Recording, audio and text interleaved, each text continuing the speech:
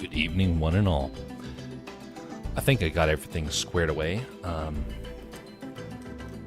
Creating new profiles for these streams. And got some neat new features that we're going to be utilizing. Probably won't be for a little while, though. This is fairly late in the day to get started. We're going to be just doing a short stream. I mostly wanted to get the new restream elements all squared away and good to go, and separating them out from the other setups that I have. So it is something where right now I have two different profiles I'm going to be using. One is for the games and community building stuff, and the second one is going to be for art and animation. Tonight is testing out the art and animation with a brand new profile, so hopefully it goes well. We're going to be proceeding to continue this project and get a little bit closer to it being finalized.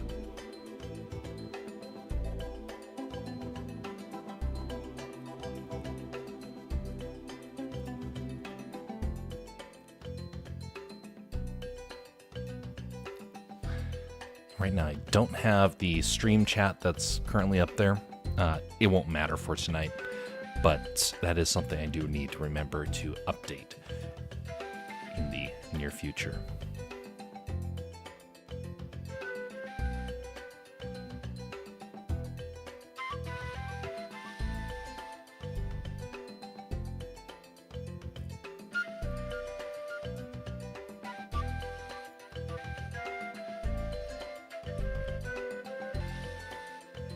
I'm not even going to be promoting this. Not going to put out any of the socials that this is happening. So if you do stumble upon this, it's going to be a fairly quiet evening. Probably going to delete the stream in the near future just because it's going to be kind of pointless to kind of hold on to it.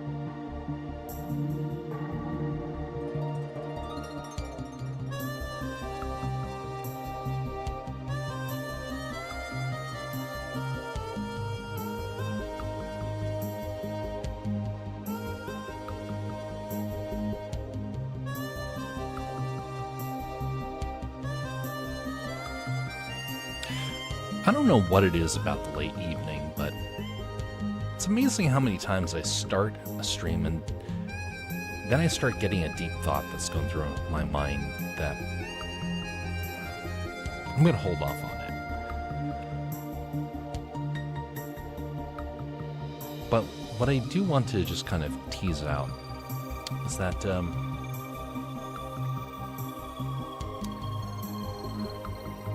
and you know what? No, I'm going to hold on to it. Probably talk about it either later on in this stream or maybe during our next one tomorrow. By the way, that is something to know. During some days, we're going to be not on this channel, but we're actually going to be over on the Alaska Man Jeff channel. The reason being is that we're going to be making some streams that are dual purpose. They start off with community games and then they transition into art, if you're unfamiliar with that. So that is going to be what happens tomorrow. But for today, we did that part earlier in the day, so we're just going to be primarily focusing on this. Now, I'm not sure how that will fare with YouTube. I know that YouTube really does not like that stuff.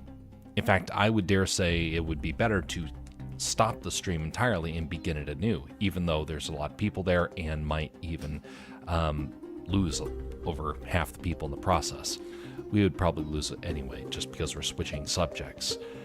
But it is just one more hurdle that might not bother with.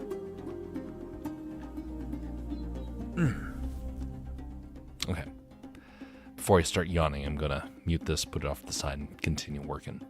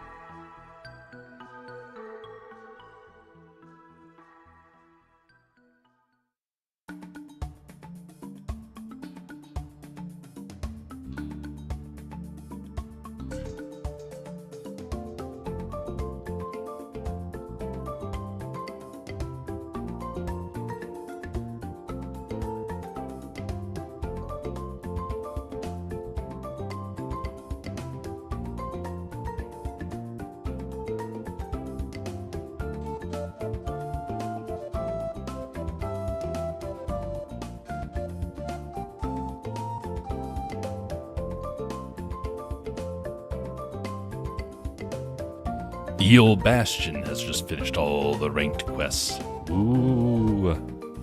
Success. The snake is amazed. How you doing, sir?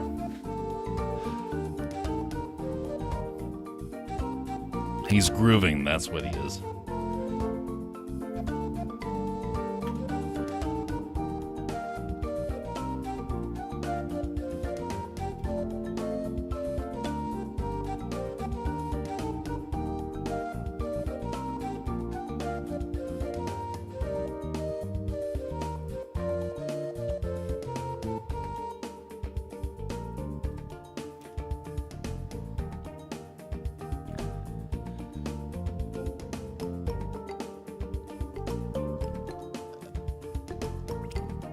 Have to put up Christmas lights later. Ah, yes. A nice and festive thing. Hope it goes well. The very first Christmas lights, as I understand, based upon the stories, were first put up by Martin Luther.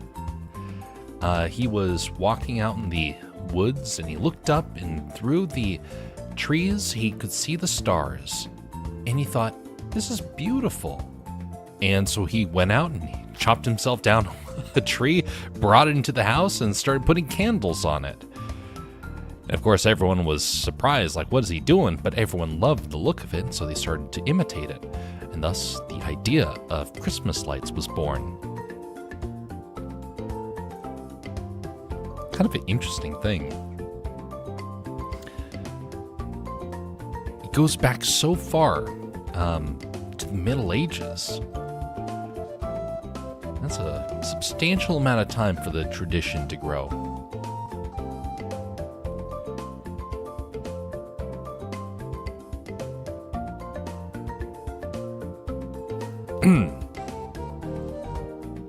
Like earlier, we are on 3 platforms.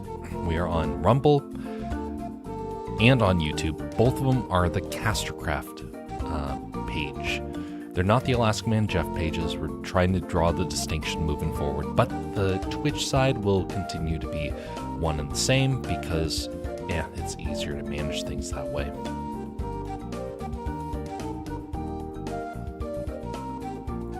Okay, what is going on with this? When the hat jumps up, it goes to a target, but why am I not seeing the target? Where is jump to target? Well, there's more than one way to find it. What the? It's missing.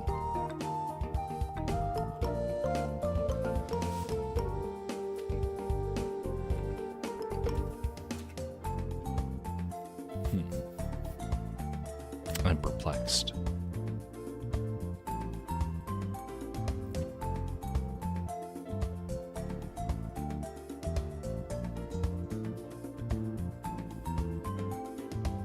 What the?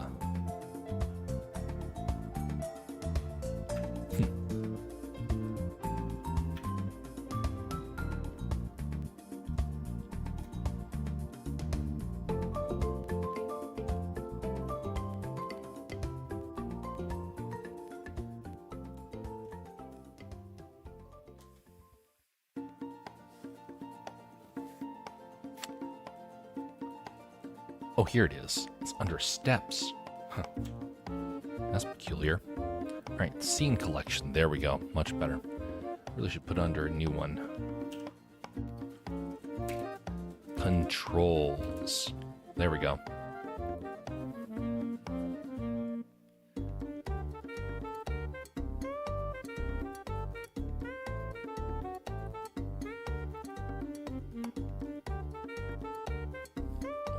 Moves out, and then it's going to move back in.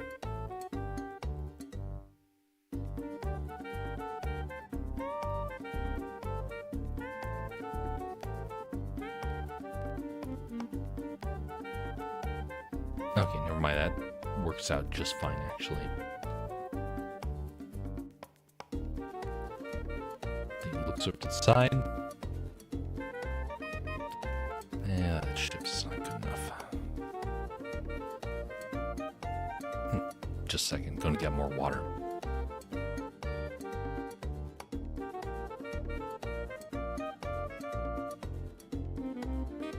In the meantime, watch this animation.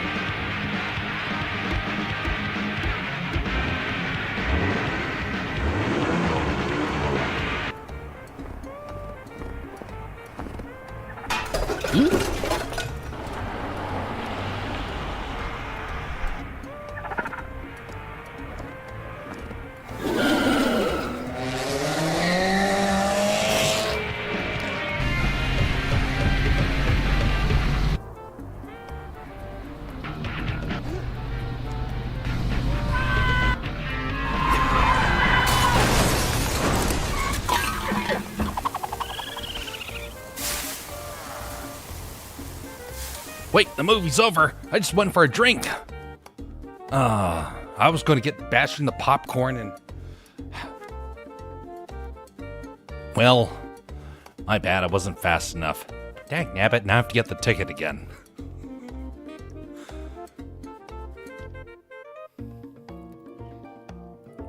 Yeah, so we got a new area for stuff like that. So as animations are built, they're going to go to that screen, so that way we can... When we have a delay, we can put stuff like that up. In this new year, I hope that we'll have a whole lot of them. Well, God willing. What is that emote? Stinky glitch? What in tarnation is that, Bastion? That's terrifying.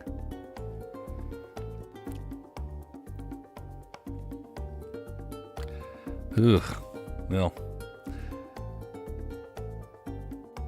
Don't know. Well, when it says stinky glitch, the first thing that pops into my mind is it must be a Five Nights at Freddy's reference, but I know it's not, but that's where my mind first went to. Isn't it weird there's not more emotes related to that stuff? To Five Nights at Freddy's, that is. Kind of weird. It's like the fad is kind of starting to disappear. Which seems a little strange because it seems like there's a whole lot of people that are still big fans of it.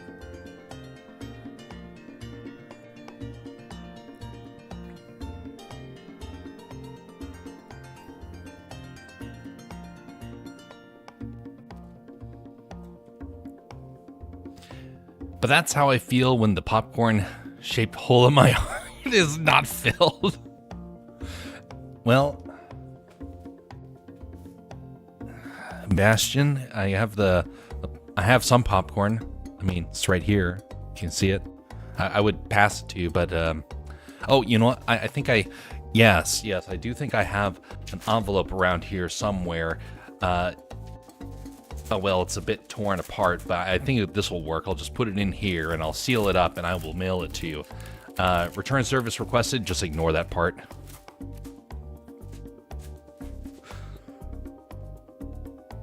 Snake is open mouthed.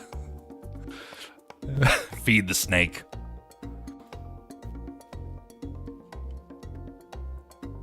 Poor Bastion, he needs popcorn. See, this is why you need to get yourself a popcorn popper. Don't get the bag stuff. The bag stuff's super, super unhealthy for you.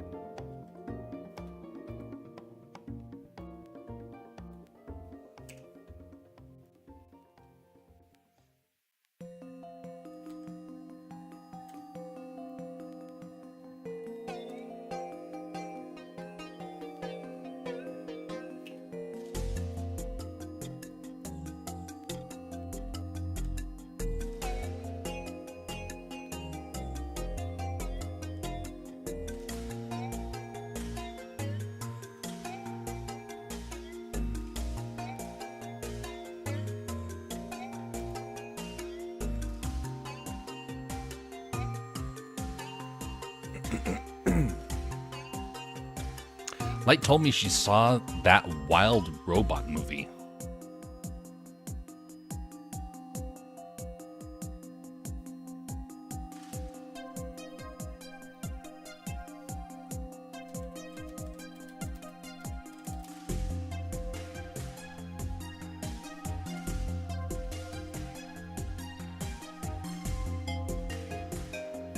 After a shipwreck, an intelligent robot named Roz is stranded on an uninhabited island. To survive the harsh elements, Roz bands with the island's animals to care for an orphaned baby goose.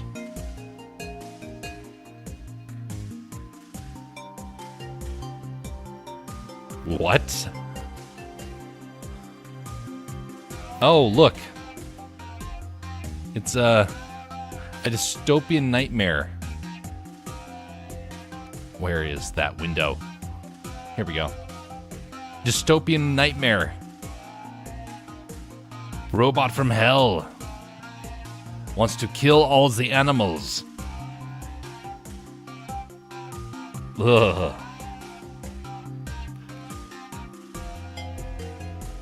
Poor Light. I'm sure she was traumatized. What is this? Look how fat that rabbit is. Look at the size of that rabbit. That thing looks AI generated.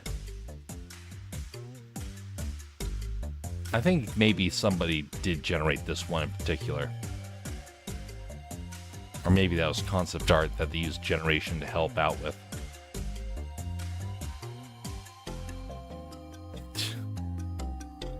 Wow. Like Wall-E. Ugh. Well, Light supports the AI. I see how it is. She doesn't want to side with humanity anymore. She wants to give in to the machines. I see how it is.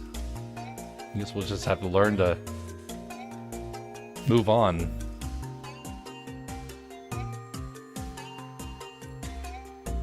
Can't believe she'd abandon us like that. She knows how evil the AI is.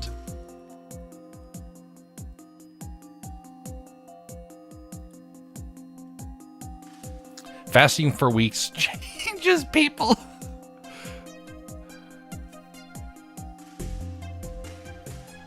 Yeah, you could say that.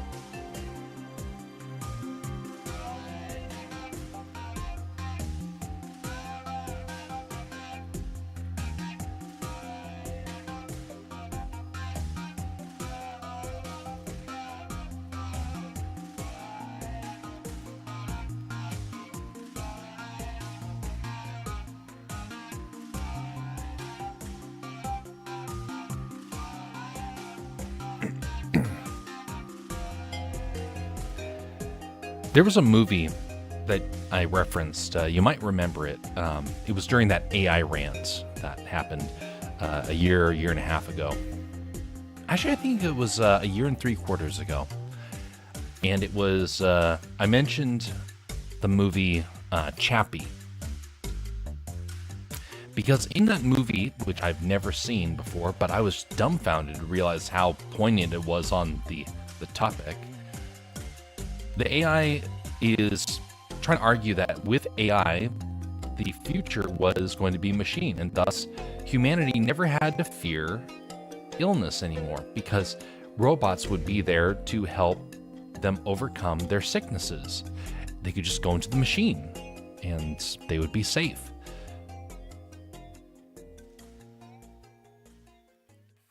Well,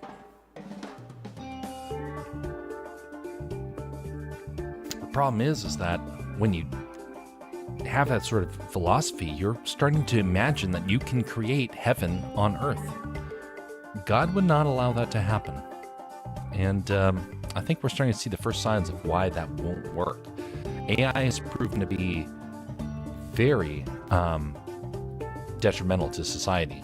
And the more people try and find it as like a sort of savior, whether it's for illness, whether it's for prosperity, humanity keeps turning to machines as if somehow they're going to be a savior for them. And I think we're going to be sorely mistaken as the reality of what AI is capable of doing starts to become more and more apparent. Remember, we're still in the infancy of AI. And I mean very much in the infancy. We're at the stages of where the Wright brothers are just developing their first product to sell to the US. And it still looks like their Kitty Hawk plane. And yet, you have to remember that soon we'll be in jumbo jets and in rockets. And then the danger of AI will become apparent. It's not going to be a good transition. But movies are trying to soften the blow. They're trying to prepare us to accept our AI overlords. In which, by the way, if you understand about socialism, you know that socialists really think that AI and robots are going to help bring about a perfect communist utopia. They believe that. So the more I hear people support it or make movies about it, the more skeptical I get because I can see the manipulation that they're trying to do. If you're looking to that video downloader yet, I have not done the investigation into it yet. I was trying to deal with the new elements for the stream, for the art stream with Restream, getting a whole new profile and whatnot set up. But I am going to be getting that all squared away so that way I can be able to utilize it. It looks like it's going to work. But yeah, I'm going to be using it tomorrow to get all the sounds and videos for the next big update. So by the time we do Fortnite tomorrow night, I'll have some new stuff put in there, including the Spider-Man Stop the Bus, Get to the Chopper, which is not going to be used after today, really. And a couple of other ones I've been wanting to add in, as well as music. So again, if people have ideas for music to add in, be sure to post it in the Discord area, which, come to think of it, let me show this again, because this is where ideas are to be posted. And hopefully this will become routine, like when people think, hey, this is a good idea, and they can just go over and drop it into this area. Because right now there's just 2 posts in there. I think there will be downtime tomorrow night. Oh no! Well, if there's something, we'll be doing it tomorrow night. Okay, where is it? Ideas and suggestions.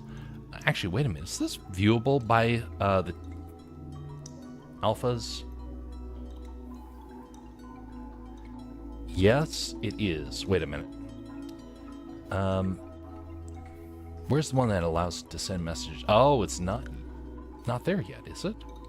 Send messages, embed links, attach files, add reactions. Okay, it was not set up. My bad. Okay, so this is where you put it, in this area here.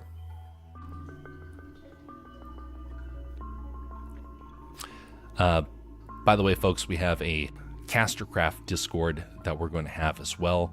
That will not be activated until the new year. It's already there. It just needs to be open to the public, which I'm holding back on that because I want it primarily to be used for production, but there's going to be a fan area if we get to the point where there's enough people that actually want to utilize it. Otherwise, we're just going to ignore that fact.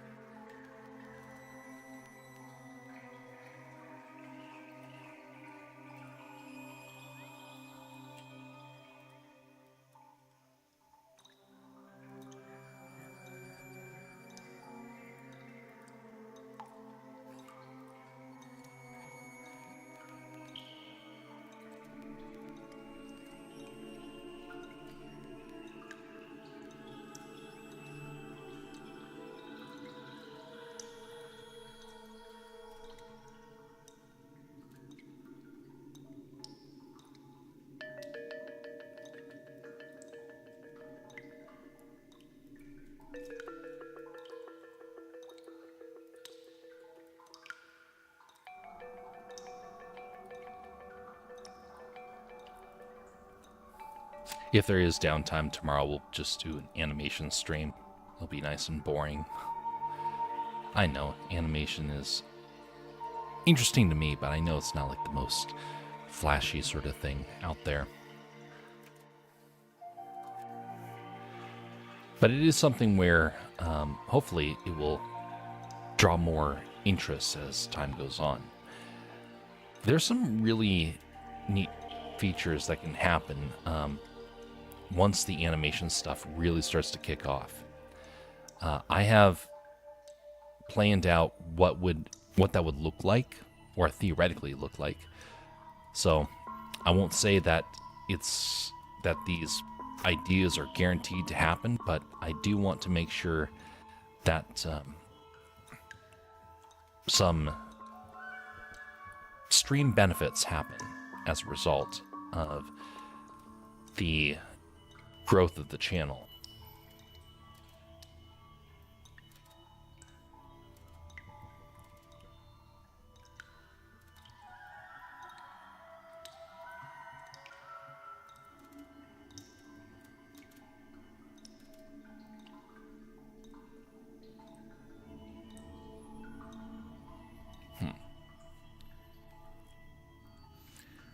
This looks weird.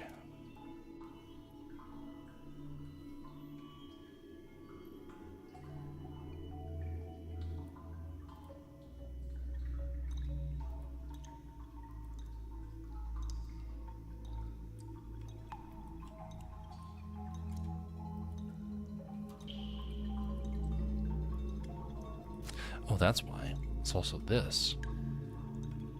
Yeah, there we go.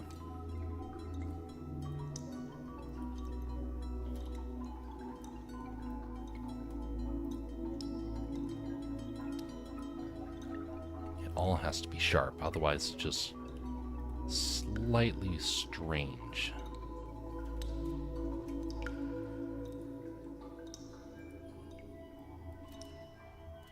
There, now it's a nice little snap.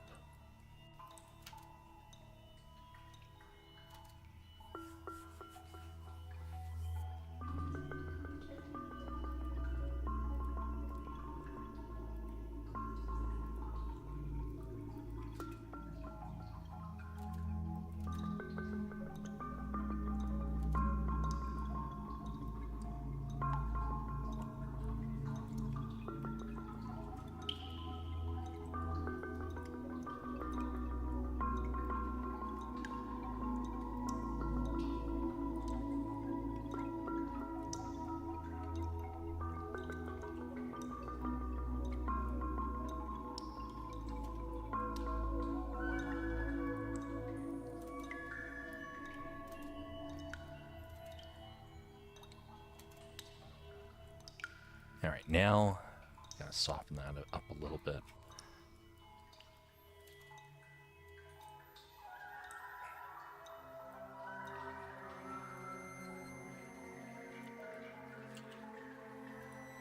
So what's the benefit to having an animation channel these days?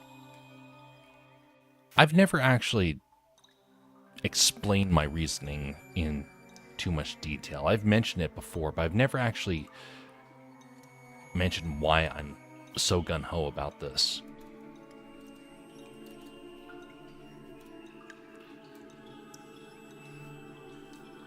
Now, I could be off my rocker. I might not have a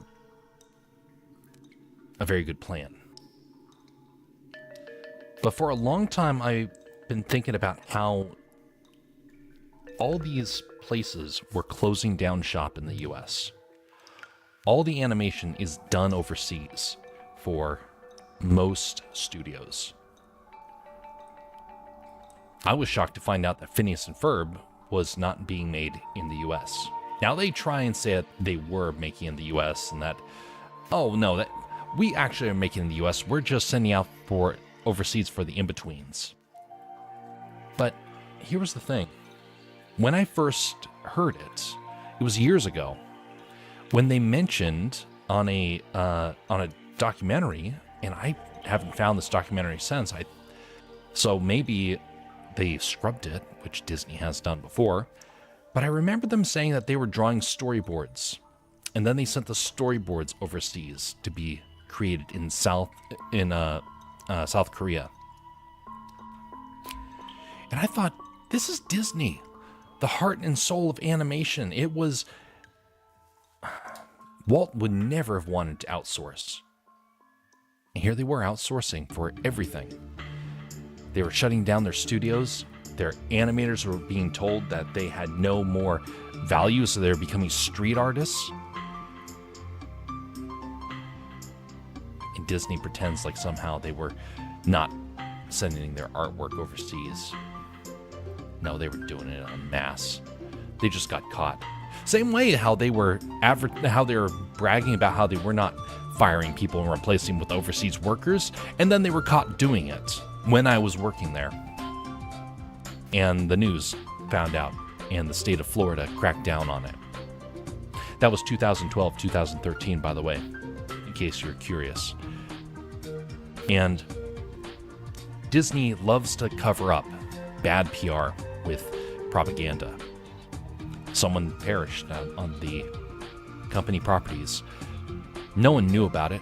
We were all told as staff because we were told to watch out for somebody in a similar sort of situation, but they would not let the news come out that someone had perished.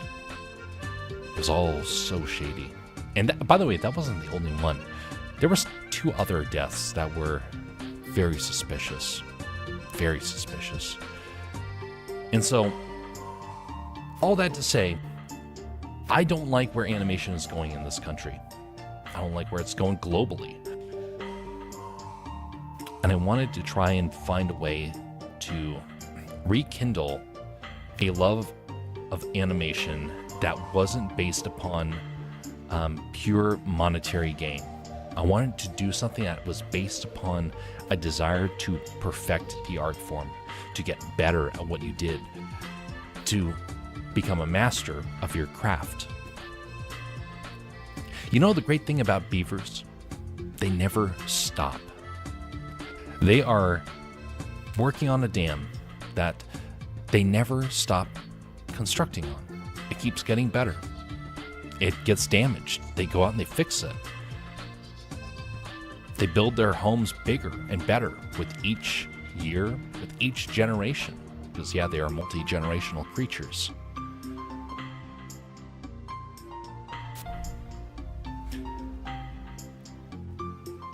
But nowadays, people just want to act like locusts. The CEO comes in, takes all he can, and runs. Then once the damage is done, he will sometimes come back like Bob Iger, just to do round 2 of destruction.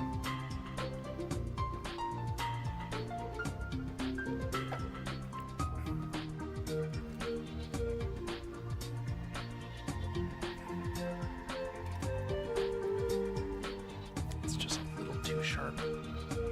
Here I was stressing about it being sharp, and now it's way too sharp.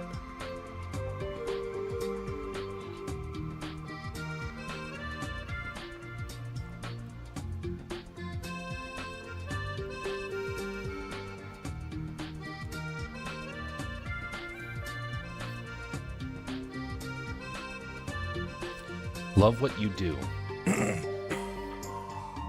but do not let it become something that you worship. That is destructive. That is dangerous. But love what you do so that you will not want to do something subpar. Now, you don't necessarily have the ability to make everything work out. And you don't always have the ability to love necessarily what you do. But you can take, I won't say pride, but you can take delight in your work. If you don't find delight in your work, you're going to be disappointed. And nothing will ever feel like it can work out for you.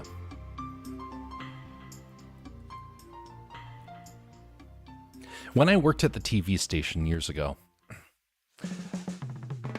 there were a lot of projects that no one wanted to touch. And I was willing to kind of do it because I found an interest in the art form, and I was willing to kind of give things a shot when it was maybe a little dull, a little boring to someone else.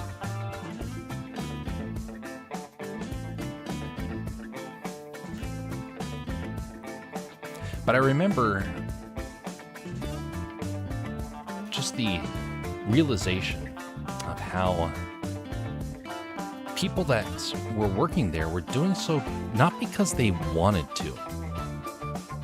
They wanted to work there because it gave them the ability to focus on hobbies, of which most of them were probably fairly simple hobbies. Some of them were there because they had nothing else. Everything had fallen apart. They were not there because they loved what they did. I didn't love what I was doing either. I was working for a company that was fairly, I would say, fairly messed up. But because when you have as high of a turnover as we had, that's not a good sign. But it all can change if your attitude changes. I was not happy with some of the tasks I had to do, but I embraced it all the same.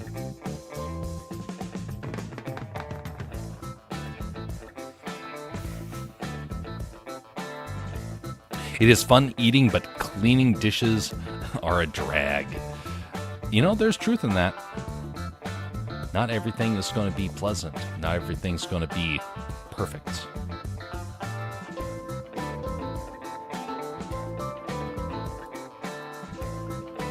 Hey, sorry for just leaving earlier. My headache kind of came back. No worries, Jess.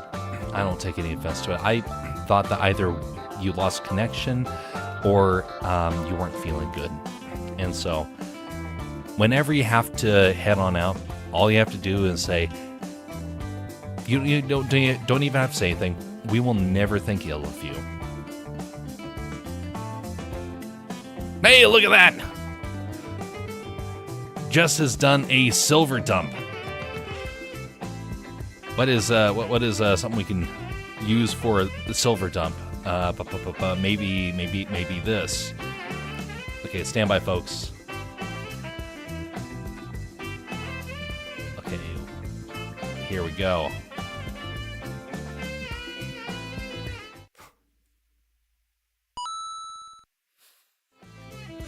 I know it's not too special, but look at that. Okay, all users. We have Jess, who still doesn't have an image, and we are putting in the 100,000 channel points. Okay. We have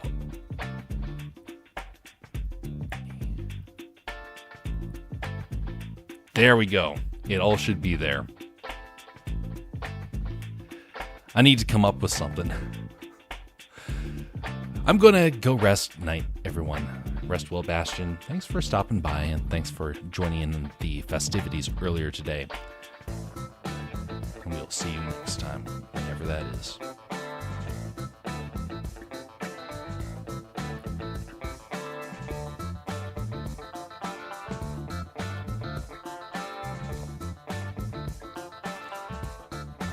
Okay, so... Yeah.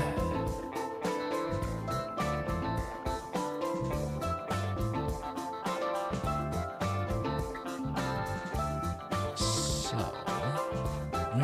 Let me double check something here.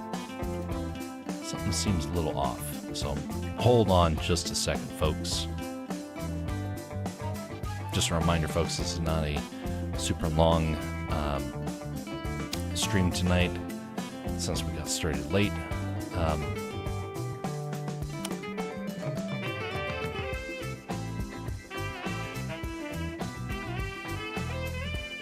right.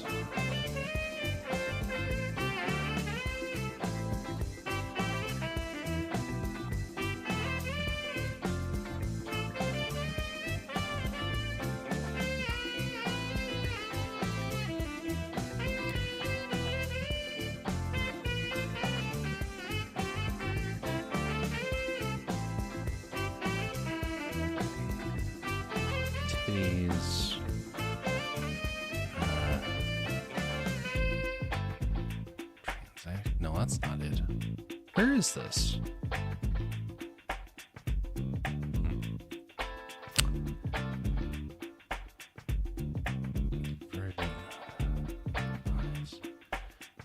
Activities.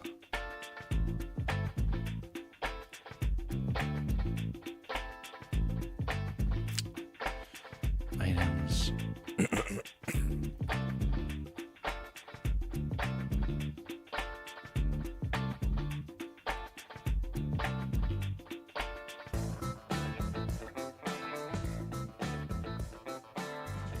Something's off.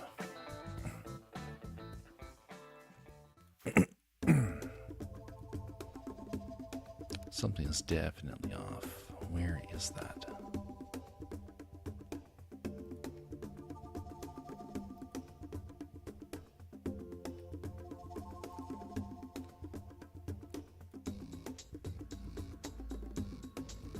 Oh, wait a minute. That's probably it.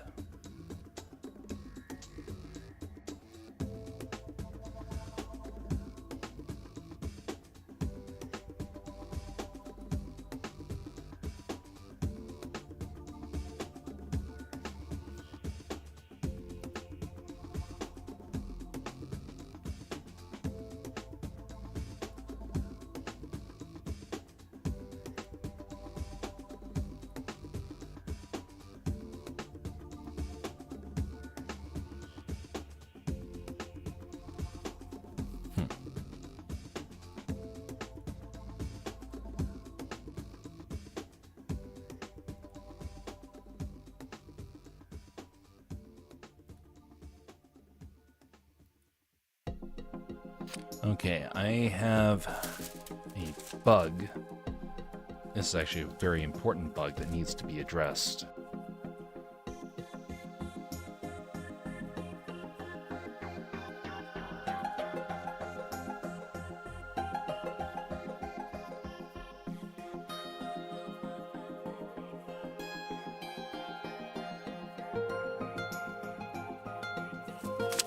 There we go.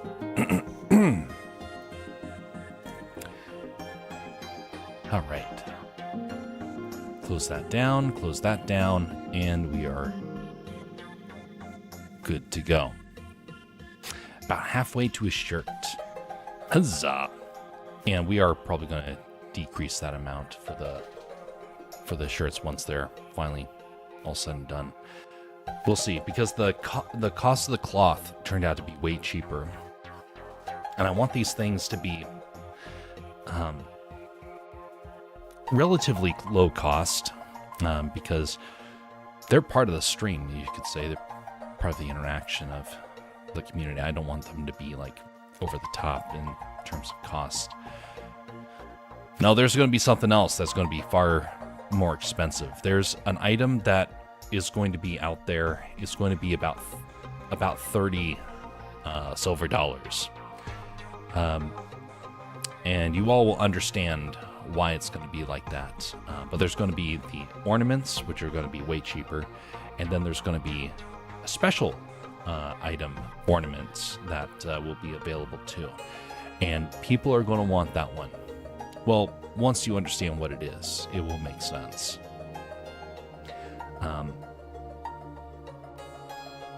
But I always want to give people value for what they have.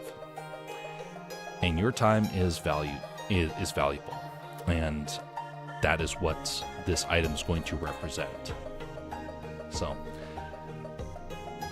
it'll be interesting. I look forward to telling you guys about it. Because I already talked with the guy about it, about how to do this. So, hopefully it will be something I can get squared away in this next week.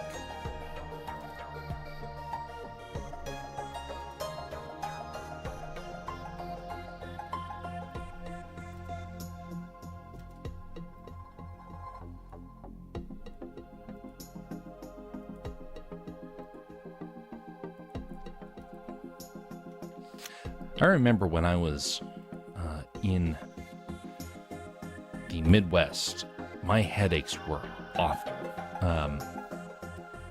When I went to school, I was suffering horribly from my headaches as a result of all of the pollen and all the dust that would come off of the farm fields.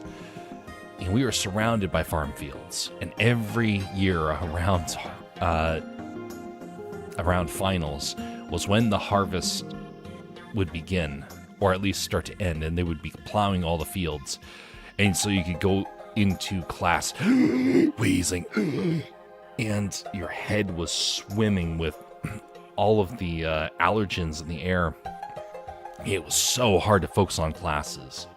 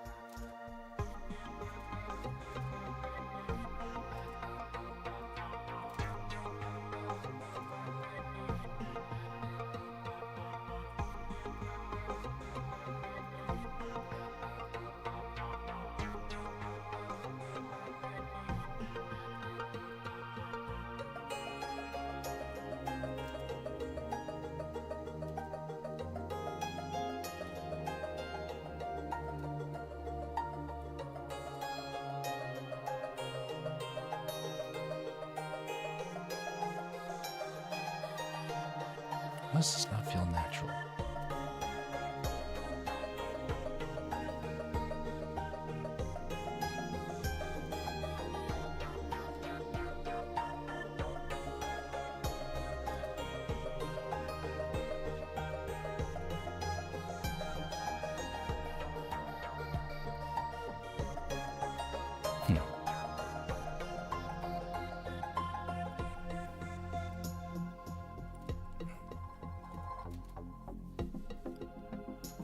Yeah, it's going to be good enough. All right, let's go on to the next part here.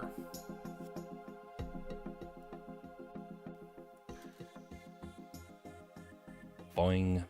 And, oh, we need to add this back in because it doesn't like to update. I think the new Blender version fixes this, but I don't want to update versions until we're done with this short. So that means hopefully next week I'll be able to update it. The reason why is because I did an animation a couple of years ago, and that animation ended up becoming worthless because I could not finish it because an update happened that scrambled everything.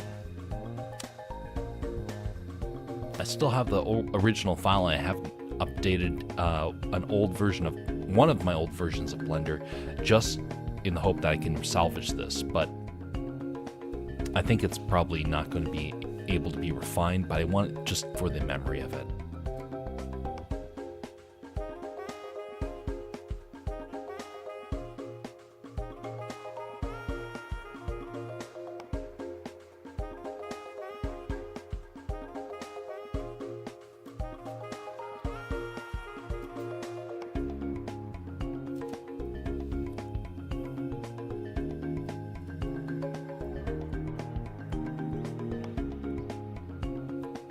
And we need an establishing shot for Bigfoot here. So we're going to do something slightly different. Updates do tend to mess with your stuff a lot, huh?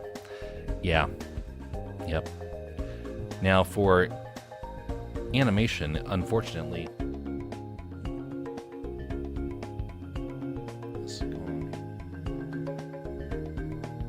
animations, unfortunately, require for the software to be stable. And sometimes an update comes out and all the stuff you did will scramble the work. Sometimes it's PC related, sometimes it's software related, but more and more it's becoming hardware related because the hardware is not able to keep up.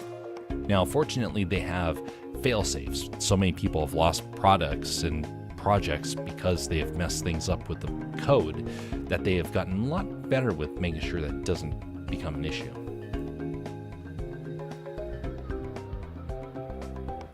Four years ago, though, that was not the case. That's when I lost the animation.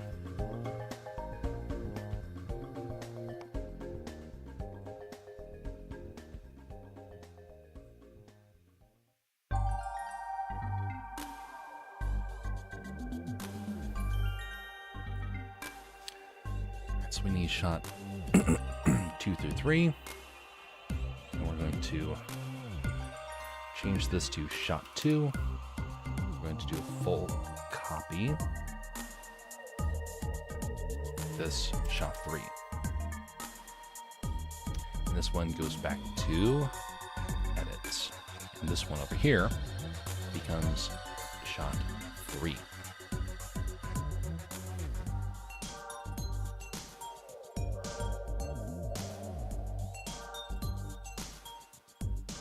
Wait a minute. No, this is shot 3, so what I need to update is shot 2. Because if we come back here, yeah, this is shot 1.1. This right here is shot 2. Okay.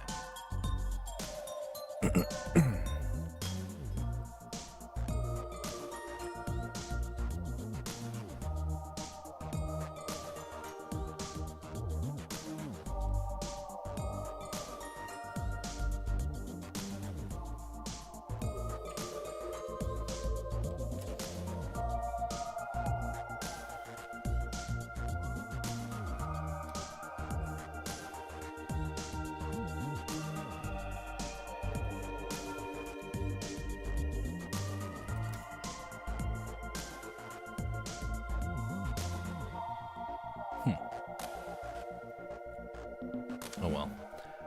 Alright, so we move all this over. Let's go.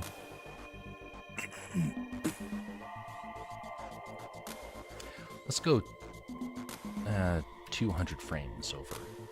Because I don't know how much we need for this.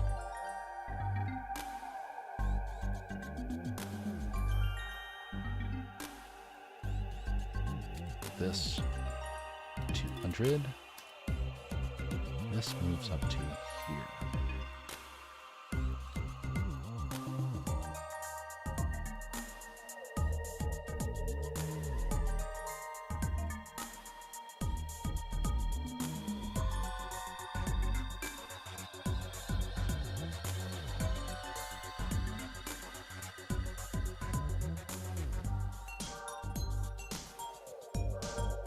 How do I bind cameras again? It's Control B? Nope, that's not it. Marker. Bind. Oh, it is Control B. Okay. So we have shot 1, shot 2.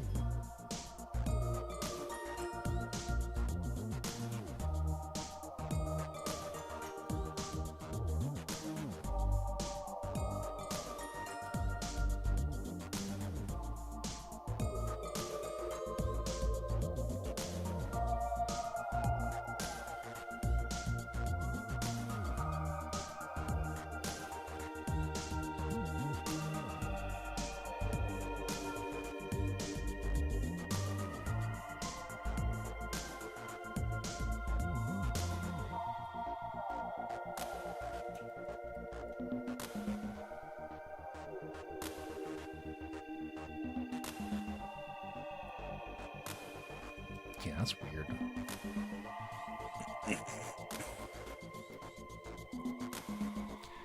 Why is that doing that? This is shot 2. That is there. And this is shot 1.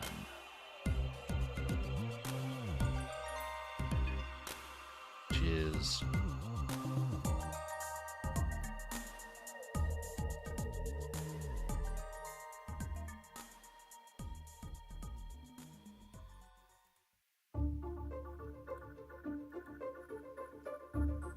great.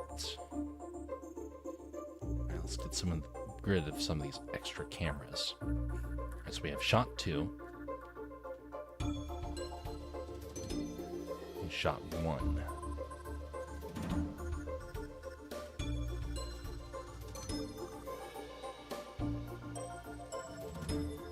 shot 1 has to move. We're going to bind it to here. No, I don't want that. I want it to bind right on top of it. Bind.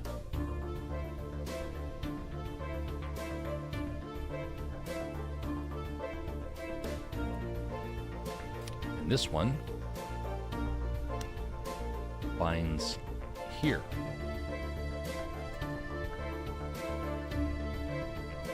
So this is shot 2.1. And this right here is shot 2.0. There we go.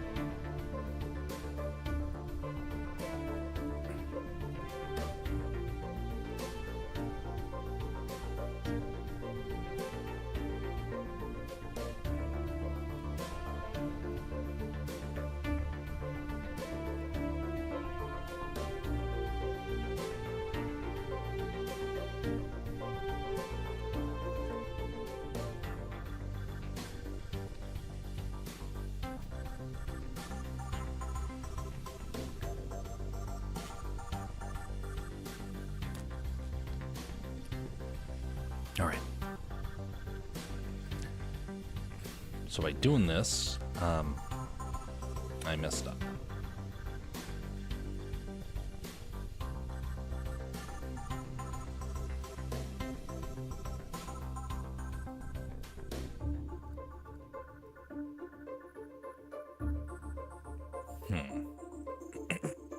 Hopefully it didn't change everything in shot 3.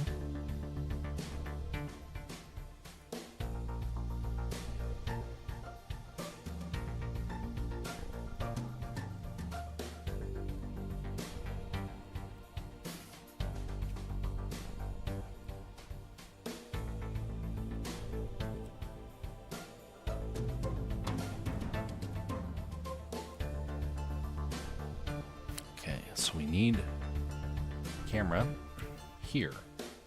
I don't think this has any lock right now. Nope.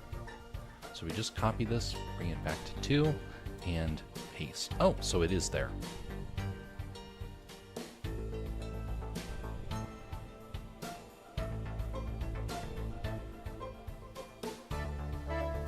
Bind it. There we go. That's much nicer. Now this shot right here, this is the one that's going to change the scene quite a bit. Okay, bring this over.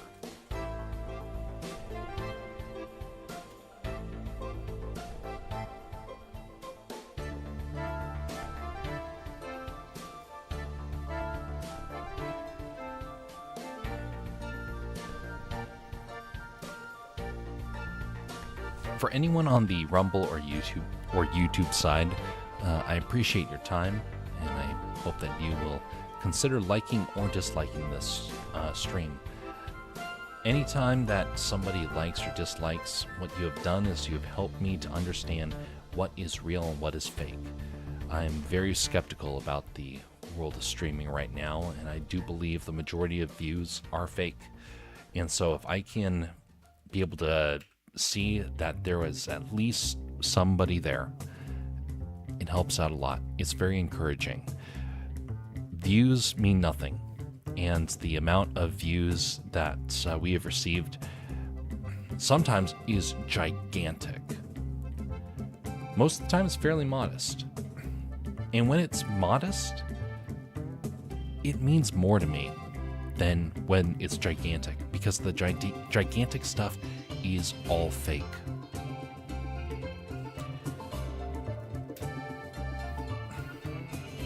Think about it like this. Let's say you had a birthday and you went to your mailbox. You opened it up and you found 2 cards there. One was from your family members, and they're all wishing you the best, and then the other one is from friends that you had completely forgotten, and you find out that they had never forgotten you. and you look at it with joy. Now, does that mean more by getting 2? Or would you rather go to the mailbox, open it up, and have 10,000 letters come spilling out? And you get excited, and you start opening them up. And whenever you open them up, it says, "Happy birthday." And that's it. There's no name associated with it. There's no return address. There's no photos. There's nothing. You look at it and you think, is this spam? Is this junk mail? You throw it to the side and you open up another one. Same thing, exact same thing.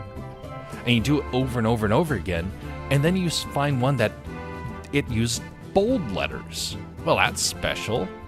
But it's the exact same message. You throw it to the side and you go through it. And after 10,000, you start to realize none of them were real. Which would mean more to you? 10,000 letters that were sent there by a robot, or 2 letters that are by people that you know, or at least people that maybe you once knew, or in the end, human beings matter more. And I do not like how many people are making fortunes off of, well, not anymore, but they were making fortunes off of bots. The whole streaming industry was plagued by it. And I don't even think streamers really want to know just how much the streaming world was impacted by the AI. Now, people have become a lot more aware. They've woken up. But they're not completely convinced. And sometimes when somebody sees a bot that has responded to a message, they get excited. Yes, I'm finally finding success.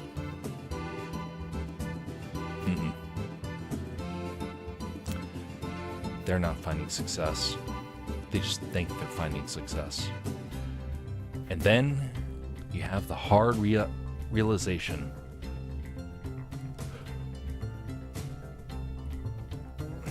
Everything is fake.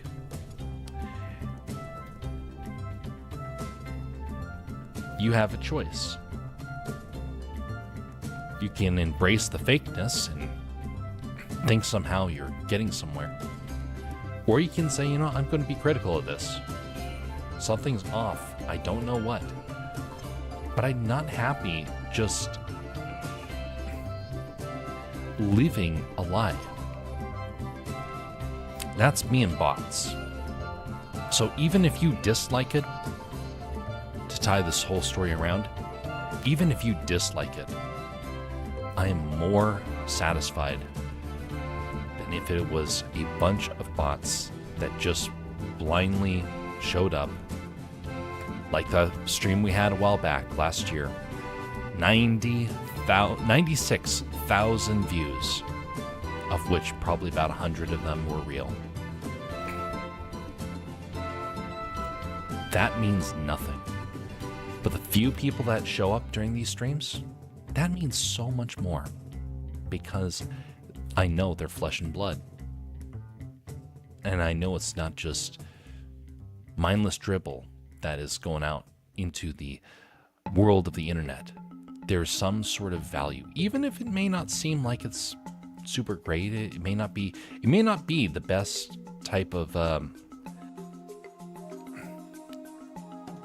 success that one can have, but it's better than what bots will give you. And rather live with that knowledge than live with a lie.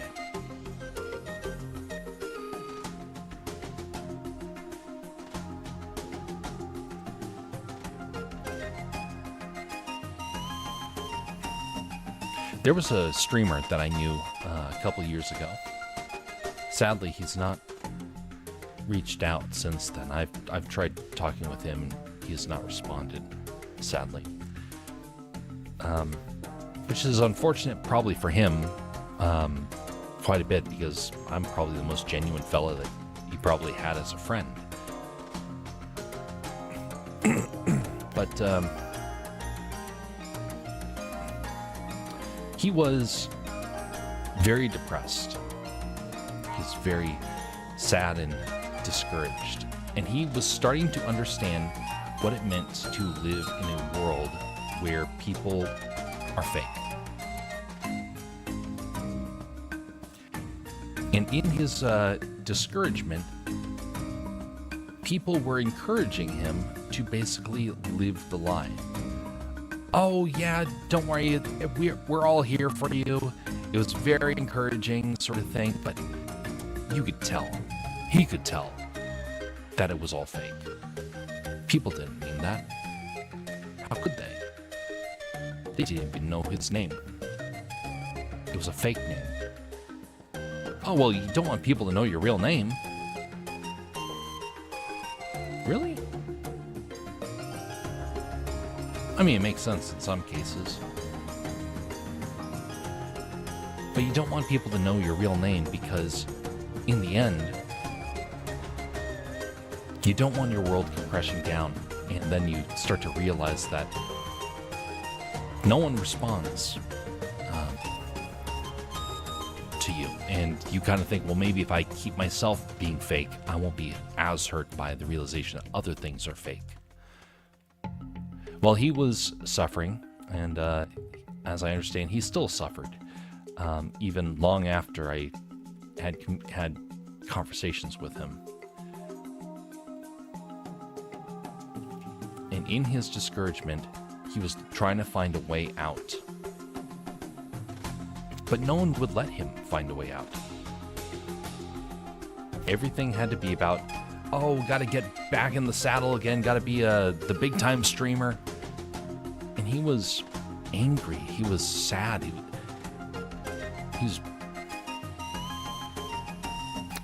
was literally breaking down in tears on stream.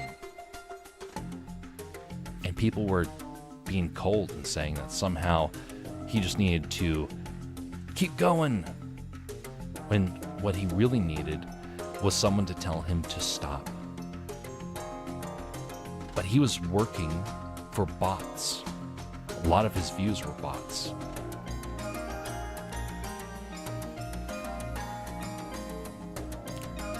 He wanted so desperately to be loved that he was willing to live with the fantasy that a robot somewhere was helping him to feel value, when what he needed was human beings to give him a sense of value. And he could have had that value. I do believe that. But it would have been better if it was smaller numbers and he actually came to realize that it was fake, and to embrace it all the same. I think he would have found a lot more joy in that.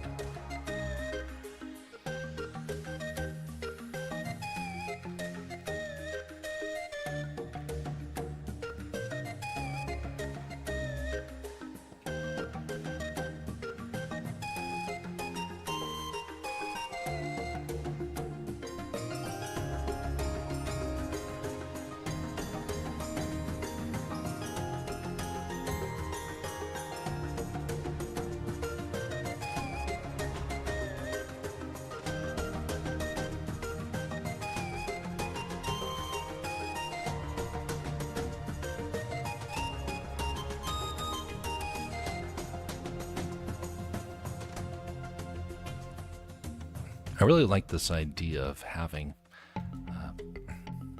of mail, because how many times do you look at like a letter that's from your local car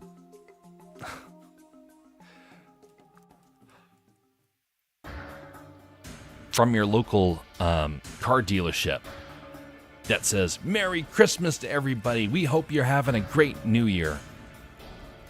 And you're just like, wait a minute. Why are you sending me this junk mail? How many of us look and think, Oh, they remembered me.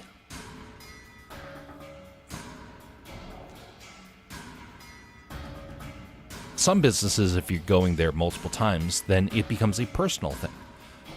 I go to a local business all the time. And, you know, when they gave me a gift during Christmas last year, that really meant something. And I actually cherished it. But you know what? When it's a company that you have no idea about, you know, you're not here for me. You're here for something else. And so this is one of the reasons why I keep harping on this sort of concept, because there's so many people who are deceived out there.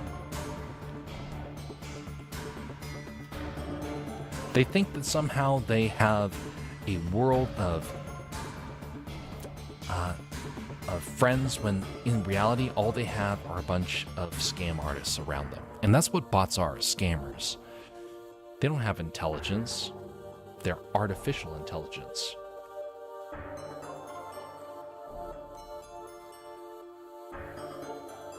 They don't want to serve you. They don't want to make things better for you. They just want to take from you, harm you in the process.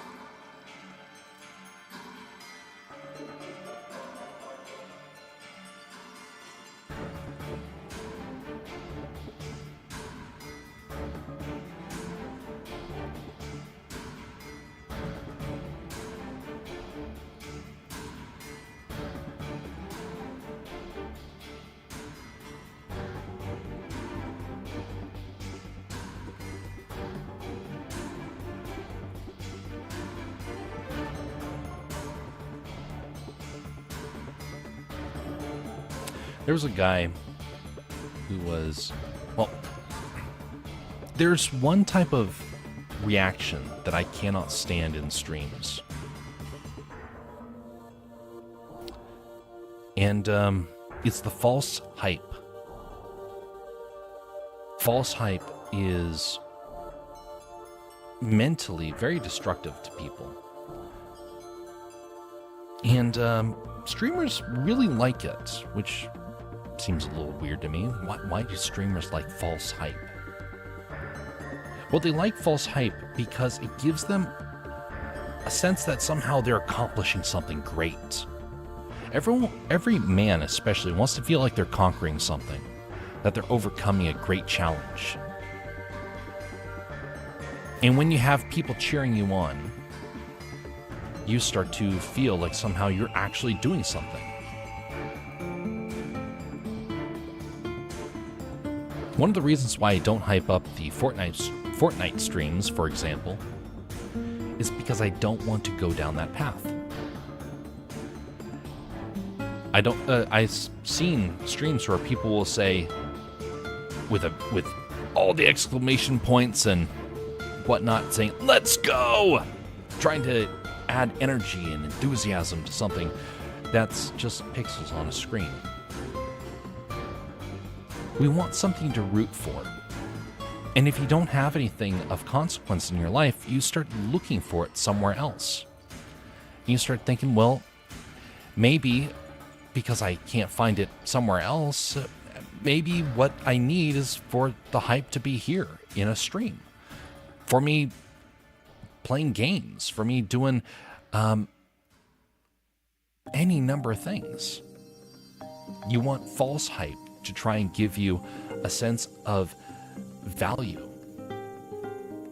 And I don't like it because what it does is it says to everyone around you that,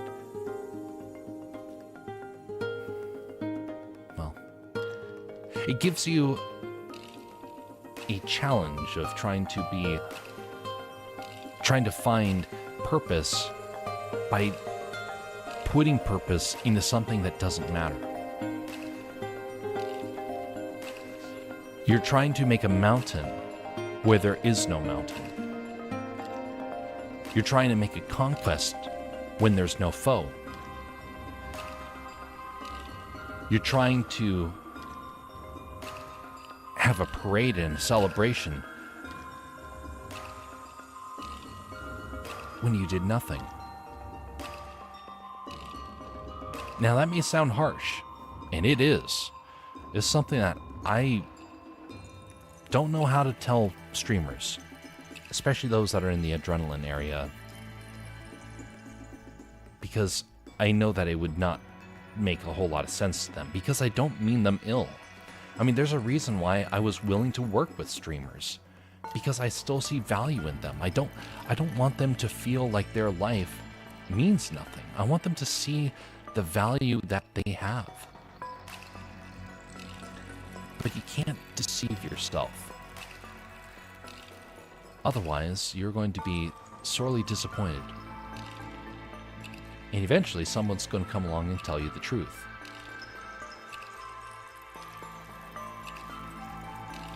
I'd rather the truth come from somebody who actually cares about them. But you can't just go up and tell people that.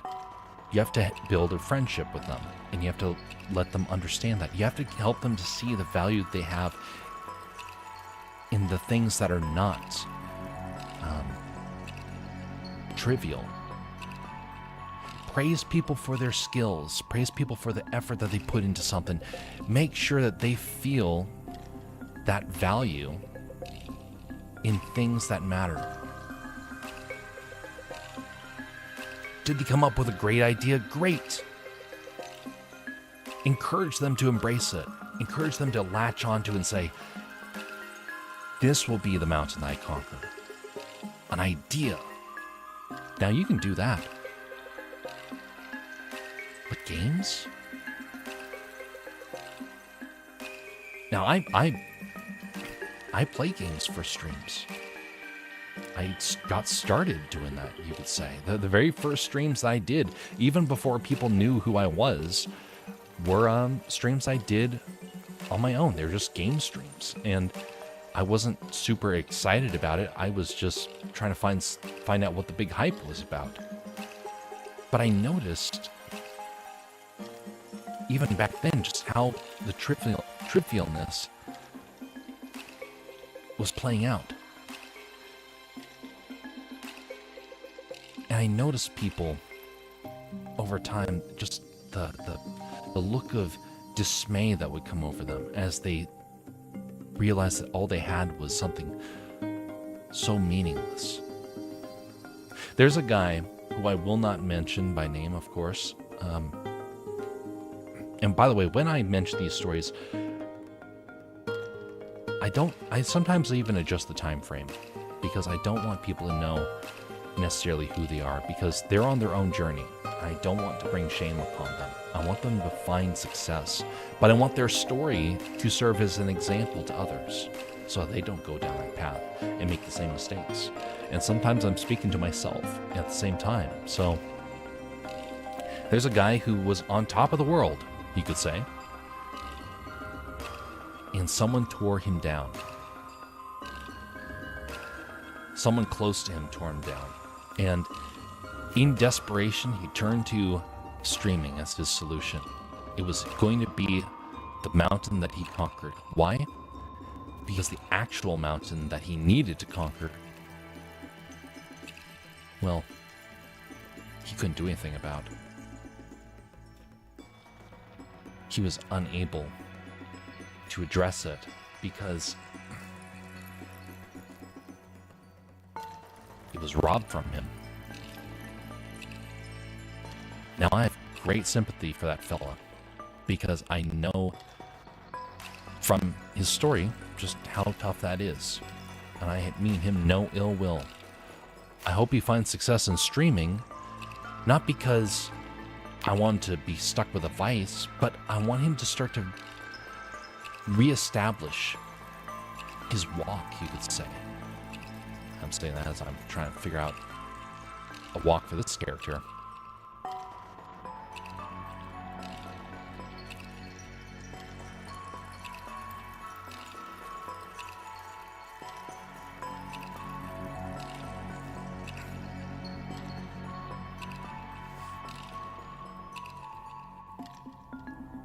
Everyone has a role to play in this world, in this life. We don't know what that role is going to be, but what we do know is that we have to be willing to embrace the challenge, embrace the struggle.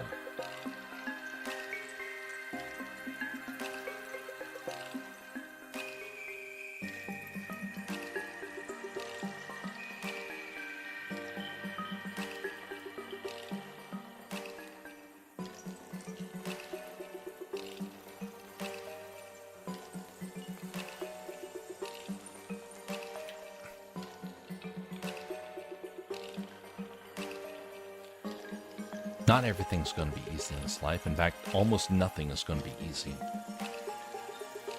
And when things go wrong, like it did for that guy, don't lose heart. It may sound a little strange coming from me because I'm pixels on the screen for most of you. In fact, I don't think of our regular viewers, one person, and I mean regular because there are several people here that have, in the Discord that know who I am, that have met me in person. But I don't think anybody currently in our regular streams has met me in person. So it may sound a little strange coming from me.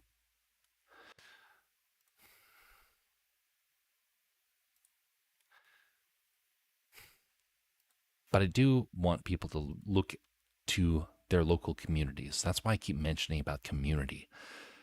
I can't persuade everybody with my stories. I can maybe persuade a couple, but it's not guaranteed to work. But the people that care about you the most are those that are near to you. And those people, when things go wrong, they're the ones that you'll be able to turn to in those times of trouble, and they will be able to give you help. Greetings, Enigmatic. How are you doing? Good evening.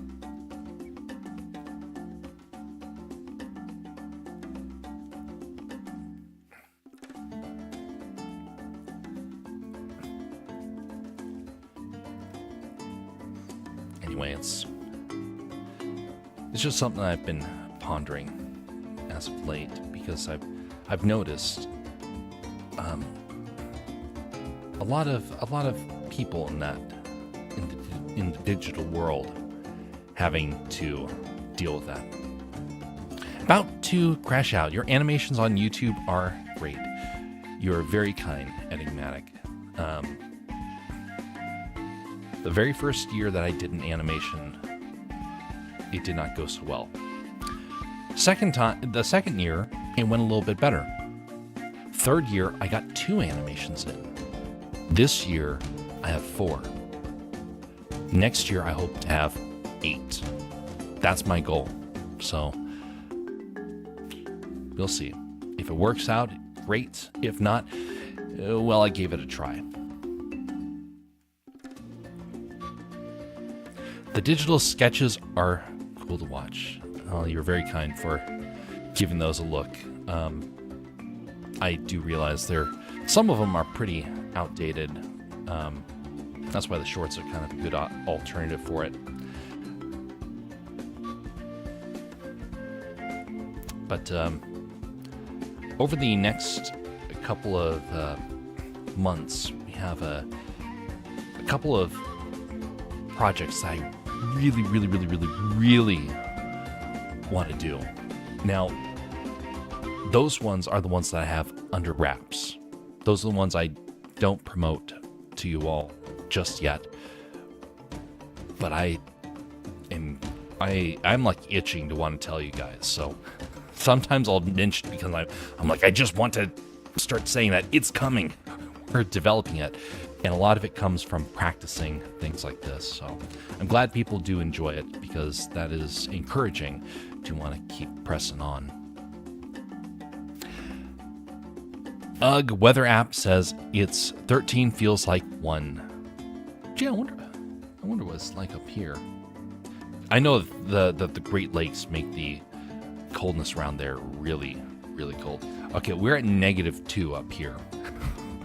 This is like actual -2. I don't know what it feels like. It has been bitterly cold the last few days. Bitterly cold.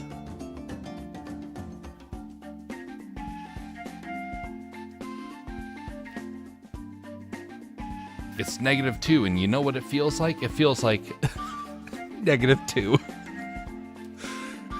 It's -5 here. Warmed up from -50 yesterday. What nice brisk weather. Hopefully you don't have to try and start your car in that sort of weather. 9 miles per hour wind and 77 humidity. Ugh. Not a fan of the humidity. That's what really gets to you.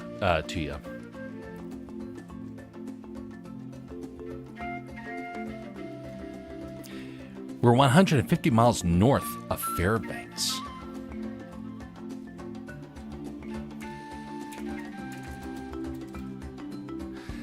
That is a cold region.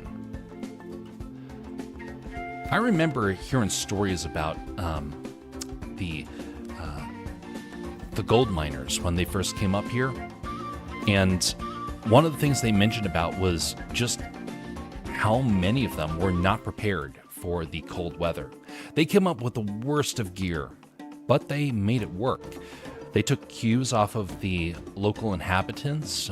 Some of the local population, especially in the southeast, were actually quite accommodating to help prepare them for the horrible cold. But a lot of people came up here with no experience with cold weather. Some of them came from the equator, and they thought somehow they were going to be able to live in the far north. Now, for me and my family, we come from Scandinavia. Like, our heritage comes from Scandinavia. I'm pretty well built for cold weather.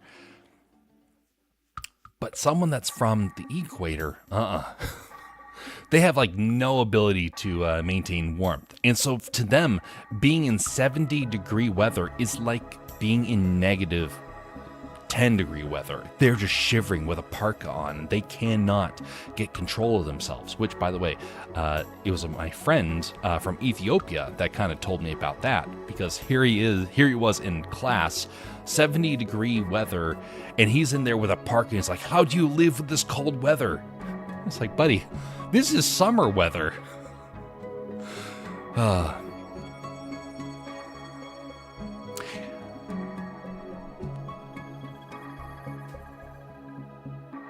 Flurries in the morning didn't stick because it hasn't been cold enough. long enough to get the ground cold enough. Ah, yes. In the Yukon Flats, we get summer heat and winter cold. This year we had -70, and in February, and 120 in June. Wow. I knew that it got pretty extreme. That's indeed very extreme. I think that's one of the most extreme shifts in temperature that is on the Earth. I might be wrong, but that's like... So I would assume that every one of you has probably an air conditioner, or at least something equivalent to that. And I could not...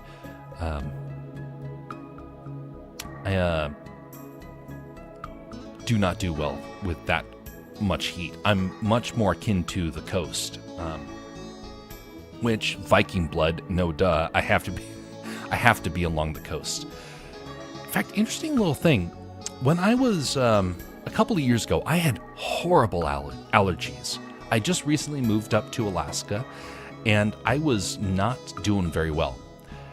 And I got onto a halibut charter, and we started sailing out into the water, and immediately the sea breeze hit my face, and I was like, I feel alive, and suddenly all my allergies disappeared. So apparently I was made for the high seas or something like that. My wife's village of Fort Yukon is even a few degrees more extreme in both directions. Ah, Fort Yukon. Now that's a name I am familiar with. Not that I came close to there. Did I get there? Let me just put here.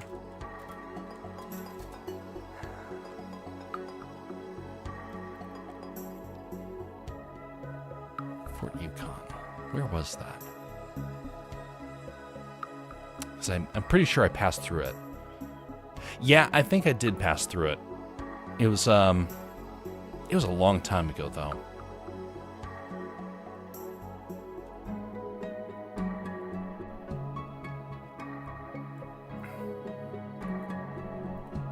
But yeah, it's probably quite the experience to live up in that area.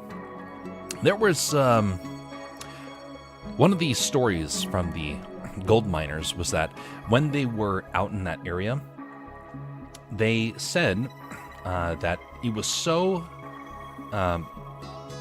cold that you could take a pot of boiling water that you just finished, put it on the windowsill, and within like a minute, it would turn to solid ice. It was that sort of difference in temperature.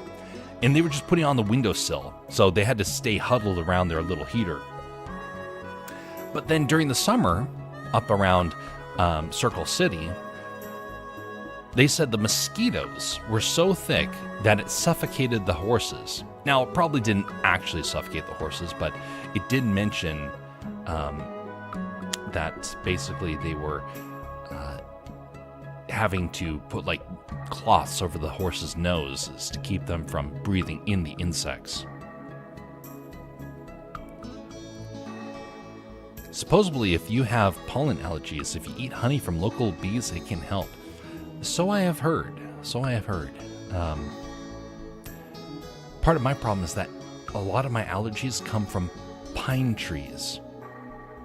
So local flowers don't usually grow on pine trees. So that's one problem. Actually, I do have a wood allergy. Like, if I get sawdust on my hands from pine wood, it will actually cause them to break out. Weird. I visited the gold mining village of Caro almost every fall, upriver from us. The mosquitoes get worse as you go north from there. Ah, yes. What weird creatures. The mosquitoes are one of those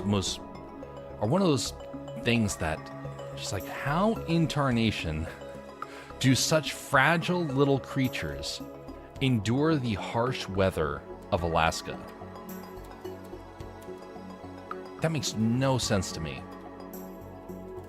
But so they are. They are nigh indestructible creatures, it seems. You can smash them all and they still come back in full force. But it's good for our salmon population. Well, you know, assuming we can get our salmon population to come back. China.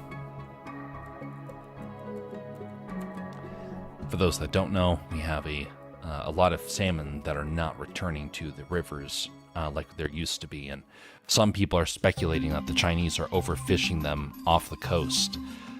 We don't have any proof of that, but based upon global fishing reports, I think it's a pretty good chance that that's happening.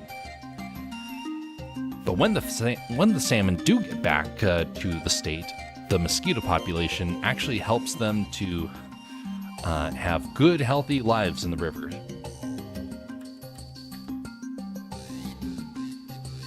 It's just miserable for everyone else.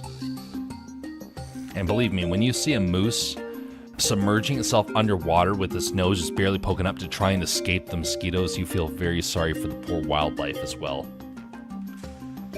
It's kind of strange. The winters, despite being very cold, are preferable to the summers in most areas because the mosquitoes are so obnoxious and overbearing upon you. We use a mosquito magnet outside of our house tent, which works great. The salmon drop has a bunch of factors. Overfishing is one of the big ones.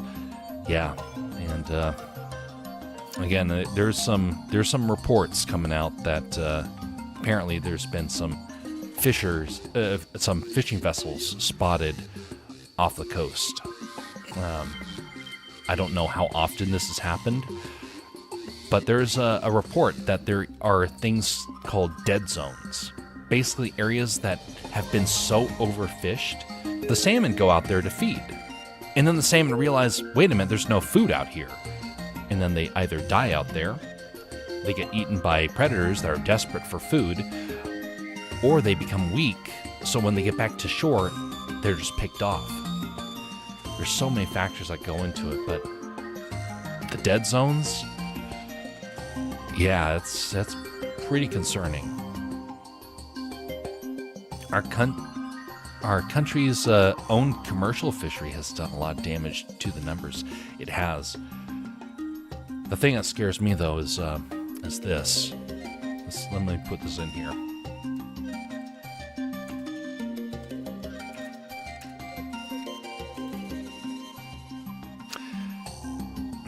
So, without going into huge detail, so I study China as a kind of a side hobby. And there is, like, everyone is freaking out right now because of what China has done to the world in terms of overfishing. So right now, China is harvesting something along the lines of 50 or 60% of global fish anywhere in the world. They're the ones that are taking in like between 50 and 60. They're wanting to increase that to 80. So here is a picture of now that this is it's getting off topic a little bit, but I find this fascinating. This right here is the blue fleet. This is what China sends out when they want to basically strip the ocean of wildlife. They have gone to the Galapagos Islands, for example, and they make a barrier all along the outside of it with the sole intent of making sure no fish get through. They will position themselves, now this is just one area, but they go all around it. Hundreds and hundreds and hundreds of boats. Every dot there is a fishing vessel. Every dot. That's the Galapagos. And so this fishing fleet goes from spot to spot, pillaging the ocean and creating a dead zone. They made a dead zone in West Africa. It is not recovered. The most prosperous, plentiful fishing area in the Atlantic Ocean, gone because of this fishing fleet. It is the most, like, honestly, when remember back in the day, there was we in the US, we almost hunted the buffalo to extinction, and we almost hunted whales to extinction. But we realized our mistake and we started pulling back. Now, we made the mistake. We overhunted, but then we realized, dang, we messed up, and then we started making sure they had a chance to rebound. We're trying, we don't always succeed, but we're trying to be responsible. In China, their philosophy is completely different. These people have eaten like over half of their native wildlife population and made several of the animals extinct within our lifetime. And so one has to wonder, is this happening in areas of the ocean where our salmon are going? Who knows? But it is something that does make you think. Does make you think. All right, I'm done with my fish rant. I am very concerned about it because fishing is a huge part of Alaska. Huge part of it. And we found Seattle overfishing as well. Our current administration won't do a thing to stop them from fishing our waters. Yeah, we're starting to stand up, but I think the damage has already been done in many ways. They won't even take down surveillance balloons. Yeah. Hopefully things change, because heaven knows we are in desperate need to keep us from basically becoming subservient to the CCP in many ways. And it goes even deeper than that, but I won't get too deep into it, because I could talk about the CCP for hours and hours, days. I could actually make an entire channel off of the amount of stuff that I would want to cover about the CCP and the U.S. engagement with them. But there are many channels that do that already. So if you are somebody that really wants to know about some of the challenges that the country faces, the China Show is a great one to be able to do. It's hosted by a Canadian and a South African. Incredible information that you will not get anywhere else. Another one is China Uncensored. Very good channel. But they will cover a lot of the stuff that culturally is too sensitive for people to really think about.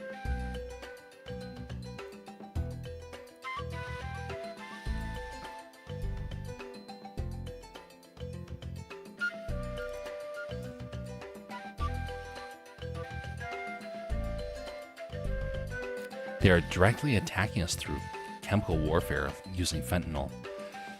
Yeah. That is very true.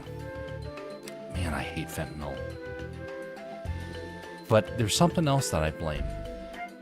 I blame parents.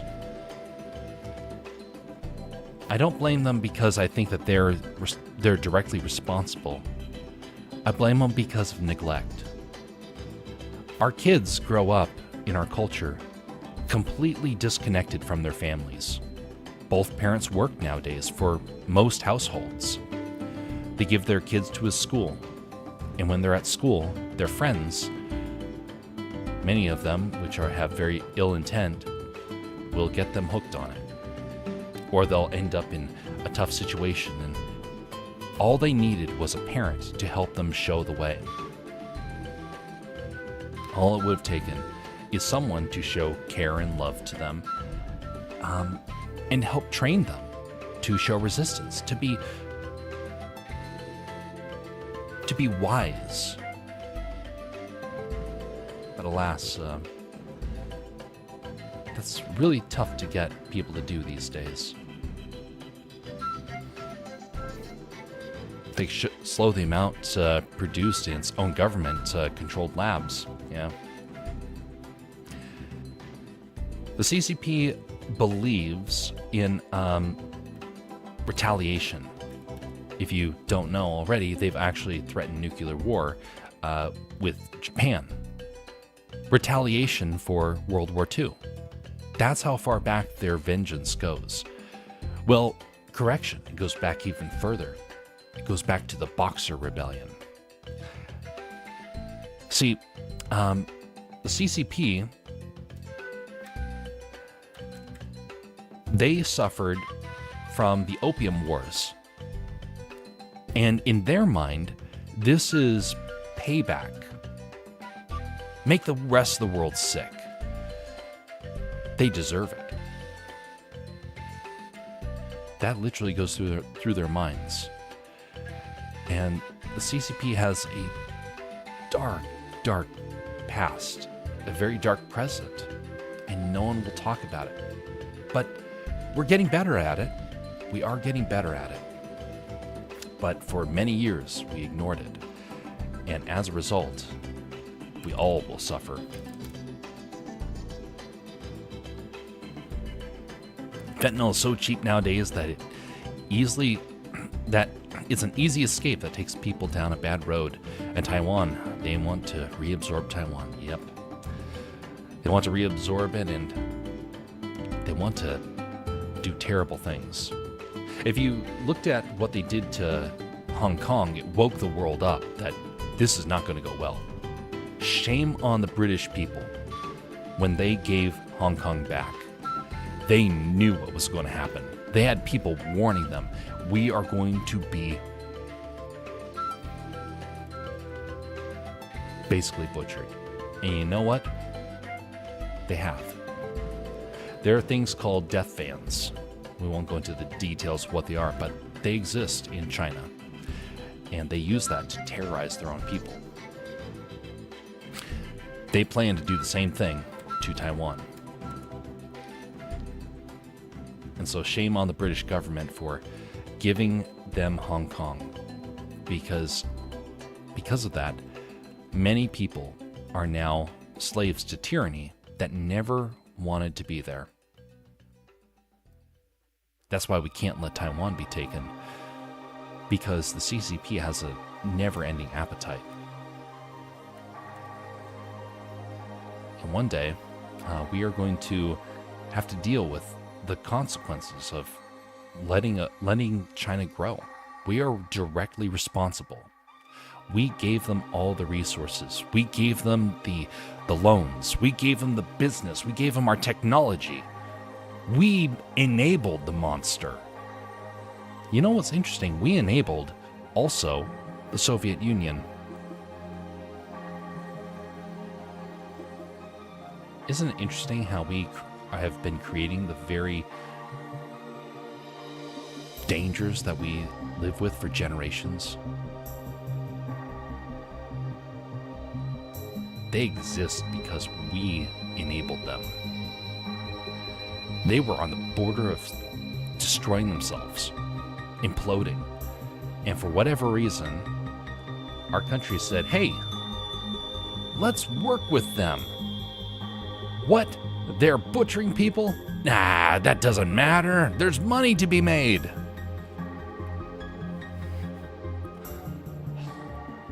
Man. What madness possessed them?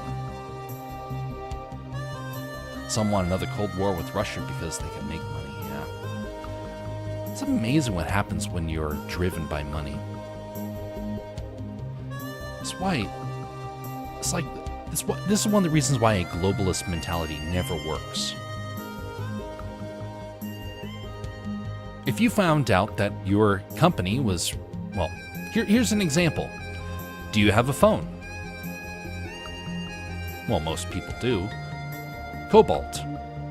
Cobalt is one of the most destructive mining practices in the world. And yet, we're not rioting on the streets for our cell phones. We're not saying, look at all the destruction your cell phone has brought, and holding the companies accountable. We're not doing that. Because when it's in another person's neighborhood, if it's in another person's country, you don't see the scars in the land. You don't see the sheer destruction and death. Why are you going to be up in arms?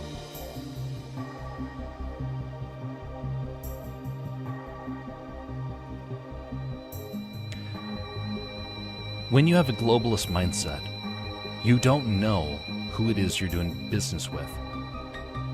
But if it's your neighbor, your neighbor will let you know that someone's messing up. I would rather buy from Amazon, for example, if I have a globalist mindset. But I don't. I would rather buy from Walmart and Fred Meyer.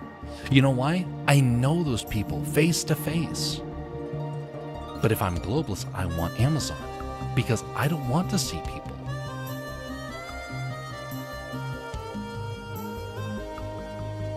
Value your community, and you will solve so many problems. You know when someone in your community is hurting.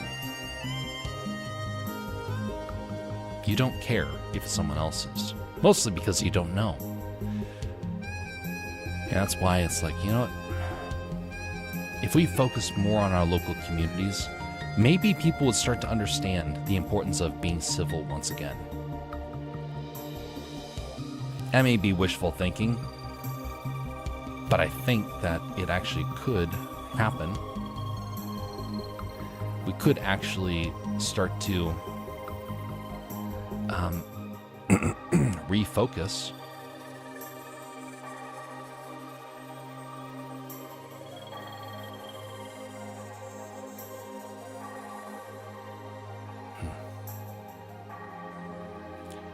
Now, I will say this, though. There are people in leadership that do a very good job.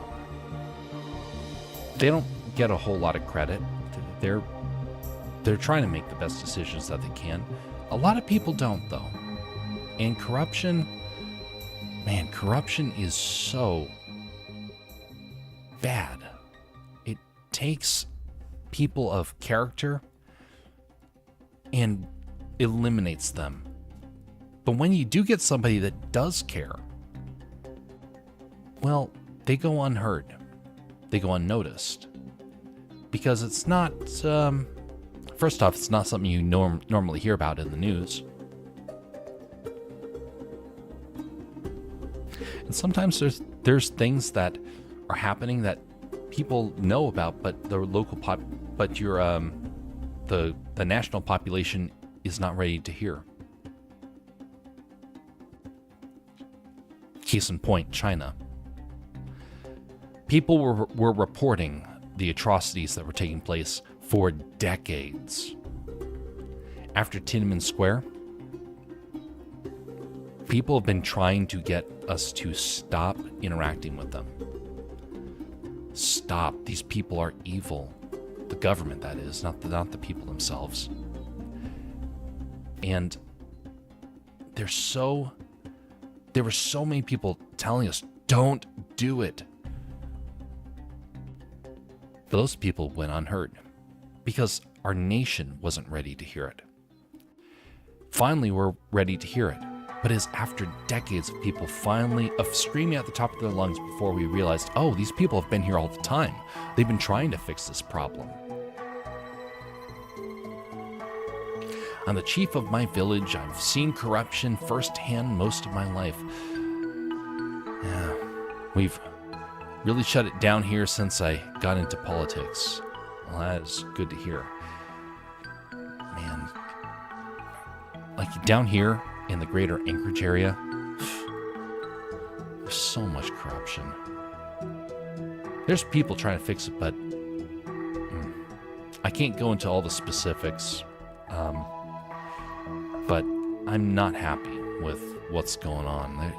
It's so messed up.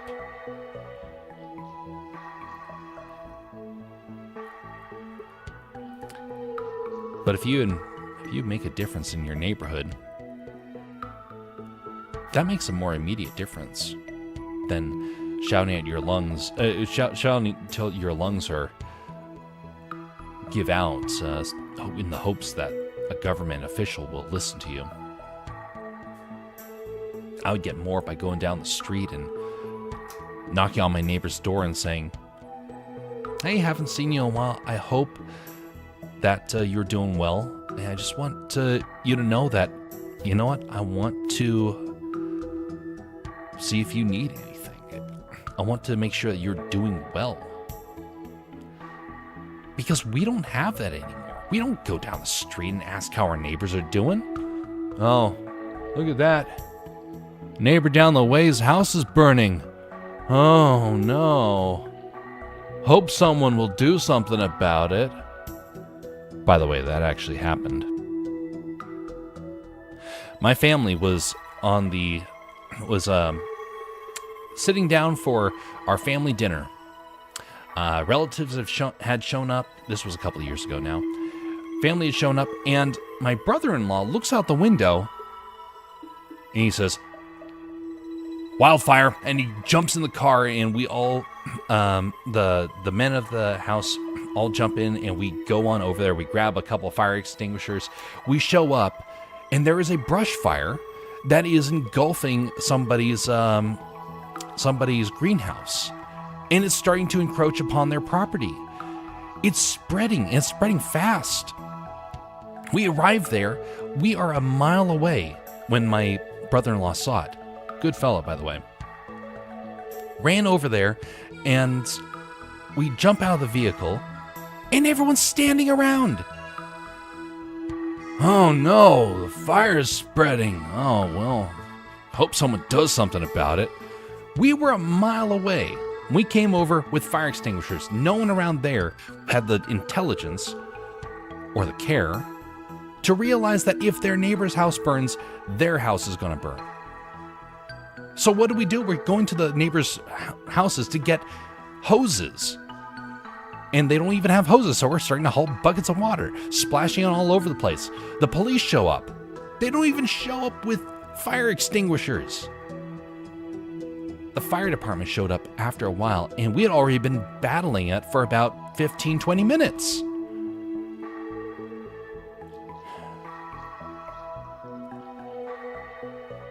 And the whole time I'm thinking, you people standing around would rather see your homes burn than to care enough to help your neighbor.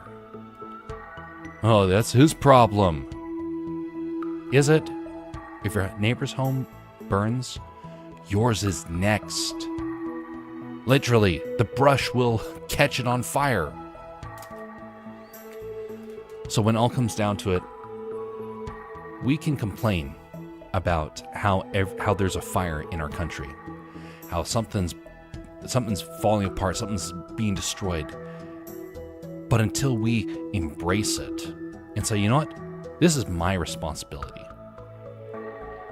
we're not going to change things.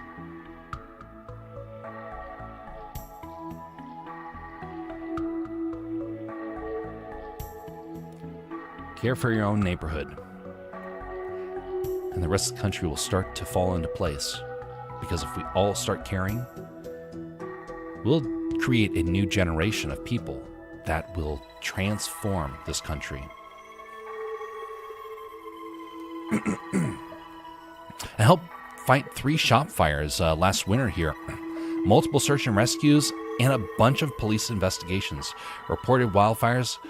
Got to take care of our communities, absolutely. What do you think about Nick Begich winning the seat from Patola?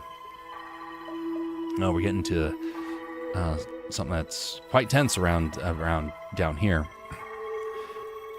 Now, I don't know a whole lot about Nick Begich. I'm not a I'm not a huge fan of his past, but I'm also not a fan of Patola. I'm not a fan of most of our politicians up here in Alaska, so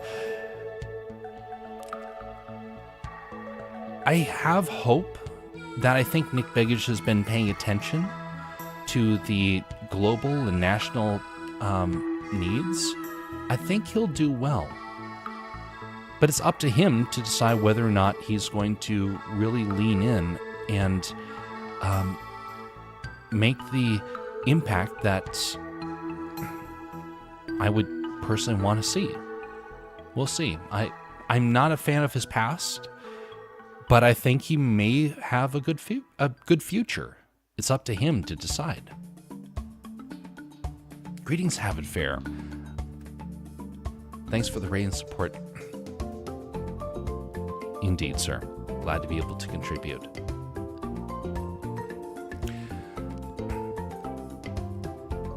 There's a lot of people in the world of politics that I personally take issue with. People that I was a fan of back in the day, or at least that I thought I was a fan of. And some that have surprised me. There are some people that I was never a big supporter of. And after a while, it's like, these people did well. But the ones that I care about the most are the ones that look at that empower your own local community to make the difference. Because we can change the entire country, but if our communities are corrupt, we'll go right back to where it was. Anything really bad in his past? Not really. It's more like some of the policies that he held to. Some of the policies I was not a huge fan of. And the way that he was kind of campaigning was not very genuine a couple of years ago. I'm tentatively holding my breath because I don't know what to expect from him. I was more of a fan of him, though, than I was of Patola. But that was because I personally think that he truly does have Alaska's best interests in mind. We will see. He will either prove us right or wrong. It's up to him to make that decision. Do you remember the great classic, Mr. Smith Goes to Washington? Man, that movie feels like it is being lived out in our modern day, doesn't it?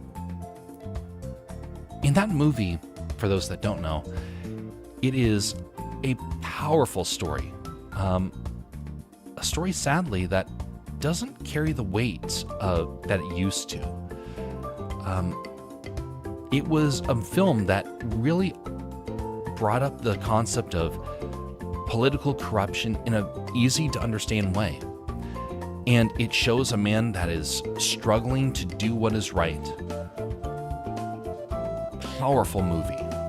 Honestly, it should be required viewing in our schools, in my opinion. That's just how much of an impact that movie has had on our culture. But yet it's like our politicians are completely unaware of it. They don't know about it. They don't care about it. But in it mentions about corruption. It mentions about how devastating it can be. And now it's like, oh, yeah, no, that's just insider trading. That's just the way that things go now. Can't change that. Oh, yeah?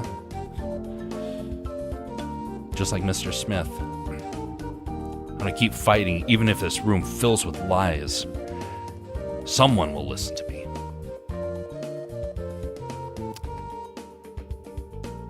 Any politician has the ability to make that stand. Any politician has that ability. But it takes someone of conscience, of character. Sadly, in the world of politics, though, the corrupt tend to rise to the top. Not because, and I'm saying like generally, okay, there's a lot of good politicians that have come out that make really good stands. But politics favors the corrupt because the corrupt are willing to compromise their soul, to compromise their stances. Because why bother with morals? Because those things are expensive. You might as well get while the getting's good, sort of thing. So we all have that chance to be the hero. But sadly, most people are more satisfied being the benefactor.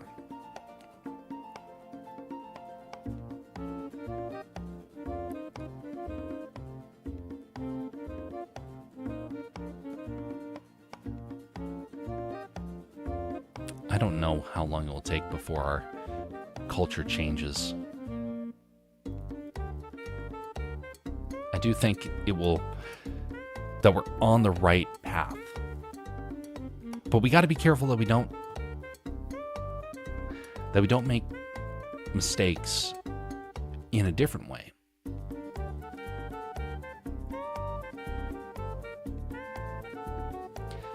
I used to be very, very reliant upon the idea that somehow a politician could change everything.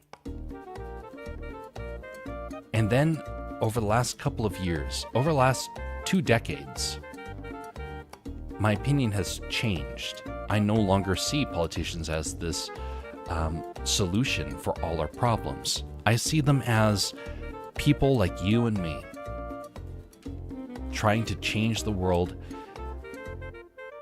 but stumbling through it, through the decisions, because, like us, politicians are human. They make mistakes. They're easily deceived. They will see things for how they want it to be rather than how it actually is.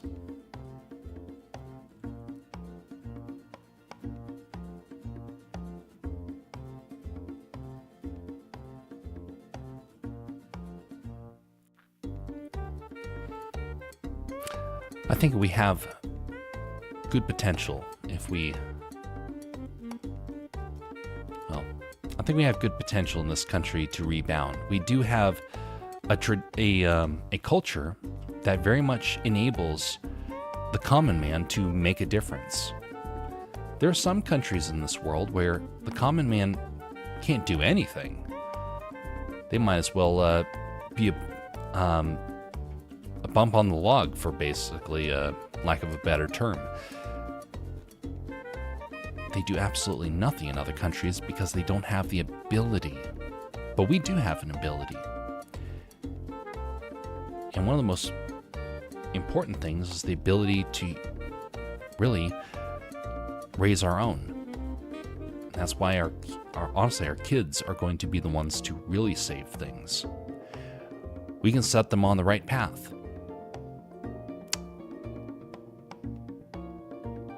I think a lot of people are taking that to heart. I think a lot of people are doing well with that.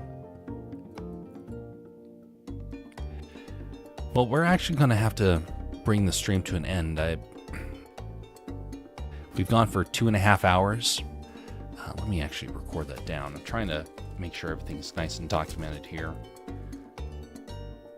1:30 p.m. to 2 a.m. I do want to thank you folks for coming by, and I hope and pray that each one of you will get a chance to really make a difference in your community. Enigmatic has made good progress from what he's mentioned. We all have that chance. We all have that opportunity. For those that have stopped by, thanks. We have Castorcraft Animations, Castorcraft Media on both Rumble and YouTube. If you haven't checked those out yet, please consider doing so. We are going to be posting this animation along with others over there in the near future. We will be back tomorrow. We are going to be doing Fortnite, followed by this, assuming that Fortnite is updated in time. It might not be, but anyway. Arrived kind of late, but enjoyed it fully. Well, much appreciated appreciated have it fair. Let us see if there's somebody on the Twitch side that we can raid, because we're still using Restream, and as such, we have that ability to still raid with Twitch, but Rumble is a little bit of a glitch for that. So let me see if anybody's live. I'm not seeing anybody right now, so we might actually just bring it to a close with that. Much appreciated for your time, folks. Have a very pleasant evening and morning wherever you are. Just a reminder, be civil to one another. And share that civility with your neighbors. And let us try and rekindle a sense of community in the different places that we live across this world. Until next time, folks, have a very pleasant evening.